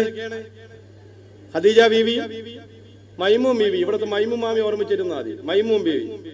മൈമൂം ബീവിയെ റസൂല് 6 മാസേ അവരുമായിട്ട് 6 മാസേ ജീവിച്ചിട്ടുള്ളൂ. തങ്ങളെ വല്ലാതെ പ്രേമിച്ച ഒരു സ്ത്രീയാണ്. തങ്ങളെ കെട്ടണമെന്ന് ഭയങ്കര ആഗ്രഹമായിരുന്നു. അവരെ വിവാഹം കഴിക്കണമെങ്കിൽ ആര് കെട്ടിയാൽ മതി? തങ്ങളെ വിവാഹം കഴിച്ചു. അങ്ങനെ മക്കം ഫതഹിന് വന്നപ്പം അവരെ സഹോദരന്മാരെല്ലാം കൂടെ പറഞ്ഞ് എത്രയോ കാലം കൊണ്ട് കല്യാണം വേണ്ടാന്നും പറഞ്ഞിരിക്കണം, തങ്ങൾ കെട്ടണമെന്ന് പറഞ്ഞു. അങ്ങനെ നബി സല്ലല്ലാഹു അലൈഹി വസല്ലം അവരെ വിവാഹം കഴിച്ച് നവാരി എന്ന് പറഞ്ഞ സ്ഥലത്ത് വന്ന് അവർ വീട് കൂടി. അവിടെ വെച്ച് അവർ പറഞ്ഞ മരിക്കുകയാണെങ്കിൽ ഇവിടെ തന്നെ അടക്കണമെന്ന് പറഞ്ഞു. നബി സല്ലല്ലാഹു അലൈഹി വസല്ലം നിങ്ങൾ 1 വർഷം കഴിഞ്ഞപ്പോൾ മക്കം ഫതഹ് ഹിജ്റ 8-ാം കൊല്ലമാണ്. 2 കൊല്ലം കഴിഞ്ഞപ്പോൾ തങ്ങൾ വഫാത്തായി. പിന്നെ തങ്ങൾക്ക് ശേഷം അവർ 40 കൊല്ലം ജീവിച്ചു. 40 കൊല്ലം കഴിഞ്ഞ് ഹജ്ജിന് വന്നപ്പോൾ മക്കയിൽ വെച്ച് അവർക്ക് അസുഖം വന്ന് സഹാബാക്കൾ പറഞ്ഞ അവരുടെ വസിയത്തുണ്ട് നവാരിയിൽ അടക്കണമെന്ന്. അങ്ങനെ അവരെ കൊണ്ടുവന്ന് എവിടെ അടക്കി? നവാരിയിൽ അടക്കി. അങ്ങനെ 2 ഭാര്യമാരും മക്കയിൽ, ബാക്കി 9 ഭാര്യമാരും എവിടെ? മദീനയിൽ. ഇനി നബി സല്ലല്ലാഹു അലൈഹി വസല്ലം തങ്ങളുടെ അലിയാർ തങ്ങളുടെ ഒരു സഹോദരൻ അഖീൽ ബിൻ അബീ താലിബ് ഇവിടെ നിന്ന് ഇങ്ങോട്ട് വന്ന. ഇനി ഉസ്മാൻ ബിൻ അഫ്ഫാന്റെ ഖബർ നോക്ക്. 4ാം ഖലീഫ ഉസ്മാൻ ബിൻ അഫ്ഫാൻ റളിയല്ലാഹു ഖബർ. ഇതാണ് ഉസ്മാൻ ബിൻ അലിയാർ തങ്ങളുടെ ഖബർ. എവിടെയാണെന്ന് ഇതുവരെയും ആരും എന്ത് ചെയ്തിട്ടില്ല, വ്യക്തമായി പറഞ്ഞിട്ടില്ല. ഇത് മഹാനായ ഉസ്മാൻ ബിൻ അഫ്ഫാൻ റളിയല്ലാഹു ഖബർ. ഇനി റസൂലുള്ളാഹിയുടെ മകൻ ഇബ്രാഹിമിന്റെ ഖബർ നോക്ക്. ഇതാണ് ഇബ്രാഹിമിന്റെ ഖബർ. ഇബ്രാഹിം മരിച്ചപ്പോൾ റസൂൽ കരയാൻ തുടങ്ങി. റസൂലുള്ളാഹിയുടെ മടിയിലിരുന്ന് 6 മാസം ഉള്ളപ്പോഴാണ് ഇബ്രാഹിം മരിക്കുന്നത്. കരഞ്ഞ് കരഞ്ഞ് റസൂലുള്ളാഹിയുടെ കണ്ണുനീര് ഇബ്രാഹിം എന്ന കുട്ടിയുടെ മുഖത്ത് വീണ്. ജിബ്രീൽ വന്നിട്ട് പറഞ്ഞു, നബിയെ കരയല്ലേ നബിയെ. ആ സമയത്ത് നബി തങ്ങൾ പറഞ്ഞൊരു വാക്കുണ്ട്, ജിബ്രീലെ, അല്ല എനിക്ക് 3 മക്കൾ ആൺമക്കളെ തന്നു. 3 പേരെയും അല്ലാഹു തിരിച്ചു വിളിച്ചു. അറബികൾ എന്നെ കളിയാക്കുന്നത് അബ്തർ, ആൺമക്കൾ വാഴാത്തവനെ എന്നാണ്. എനിക്ക് ആൺമക്കളും വാഴുന്നില്ല, പെൺമക്കളും വാഴുന്നില്ല. എന്റെ മക്കളൊക്കെ മരിച്ചു പോകുന്നു. എനിക്കെങ്ങനെ സഹിക്കാൻ പറ്റും ജിബ്രീൽ? റസൂല് പറഞ്ഞു, എന്റെ വിഷമ ഈ ഉഹദ് മലയ്ക്കുണ്ടെങ്കിൽ ഈ ഉഹദ് മല പൊടിഞ്ഞു പോയനെ ജിബ്രീൽ. അത്ര നബി തങ്ങൾ കരഞ്ഞു. ആ കുട്ടിയുടെ ഖബറാണ്. ഇവിടെയാണ് സയ്യിദ് ബിൻ അബീ വക്കാസ് റളിയല്ലാഹു അൻഹു ഉൾപ്പെടെയുള്ളവരുടെ സയ്യിദ് ബിൻ അബീ വക്കാസ് റളിയല്ലാഹു അൻഹു ഉൾപ്പെടെയുള്ളവരുടെ ഖബർ. പ്രിയപ്പെട്ടവരെ, സയ്യിദ് ബിൻ അബീ വക്കാസ് റളിയല്ലാഹു അൻഹു ഉൾപ്പെടെയുള്ളവരുടെ ഖബർ എവിടെയാണ്? അല്ലാഹു അവിടേക്ക് എത്താൻ നമുക്ക് തൗഫീഖ് തരട്ടെ. ഇനി നമുക്ക് പറയുകയാണെങ്കിൽ ഉഹദ് പറയാനുണ്ട്. ഉഹദും കൂടെ ഒന്ന് പറഞ്ഞു നിർത്തി ദുആ ചെയ്യാം. എന്താ ഉഹദും കൂടെ ഒന്ന് കാണിക്കാം ഇൻഷാ അല്ലാഹ്. ഒന്ന് കാണിക്കും ഉഹദും കൂടെ ഇൻഷാ അല്ലാഹ്. എന്നിട്ട് നമുക്ക് ദുആ ചെയ്യാം. നിങ്ങൾ പറഞ്ഞു പോയ ചൂട് ഭയങ്കരമായി ശക്തമാവുന്നു. അപ്പൊ നമുക്ക് ഇനി കൂടുതൽ നേരം പറയാൻ പറ്റുന്നില്ല. നമുക്ക് ദുആ ചെയ്യണം. ശരിക്കും അള്ളാന്റെ റസൂലിന് ഏറ്റവും ഇഷ്ടപ്പെട്ട മദീന റൗള ശരീഫ് കഴിഞ്ഞാൽ ഏറ്റവും പ്രധാനപ്പെട്ട സിയാറത്ത് കേന്ദ്രമാണ് ഉഹദ്. എല്ലാ ശനിയാഴ്ചയും റസൂൽ അവിടെ സിയാറത്തിന് പോകുമായിരുന്നു. വഫാത്തിന്റെ സമയത്ത് ഒരാഴ്ച 2 പ്രാവശ്യം പോയി. 2 പ്രാവശ്യം ചെന്ന് ഇങ്ങനെ തങ്ങൾ കരഞ്ഞു ദുആ ചെയ്തപ്പോ സഹാബാക്കൾ ചോദിച്ചു, നബി ഇനി വരാത്തതുപോലെ ഉണ്ടല്ലോ, ഇത് അവസാനത്തെ സിയാറത്ത് പോലെ തോന്നുന്നുണ്ടല്ലോ. പിന്നെ നബി തങ്ങൾ പോയിട്ടില്ല, വഫാത്തായിരുന്നു.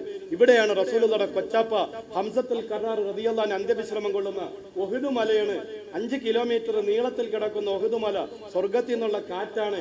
ഇൻഷാ അല്ലാഹ് ഇതാണ് ബഹുമാനപ്പെട്ട ഹംസത്തുൽ ഖറാർ റളിയല്ലാഹു അൻഹുവിന്റെ ഖബർ. അല്ലാഹ് അവിടെ എത്താനും കാണാനും ഒക്കെ നമുക്ക് തൗഫീഖ് ചെയ്യുമാറാകട്ടെ.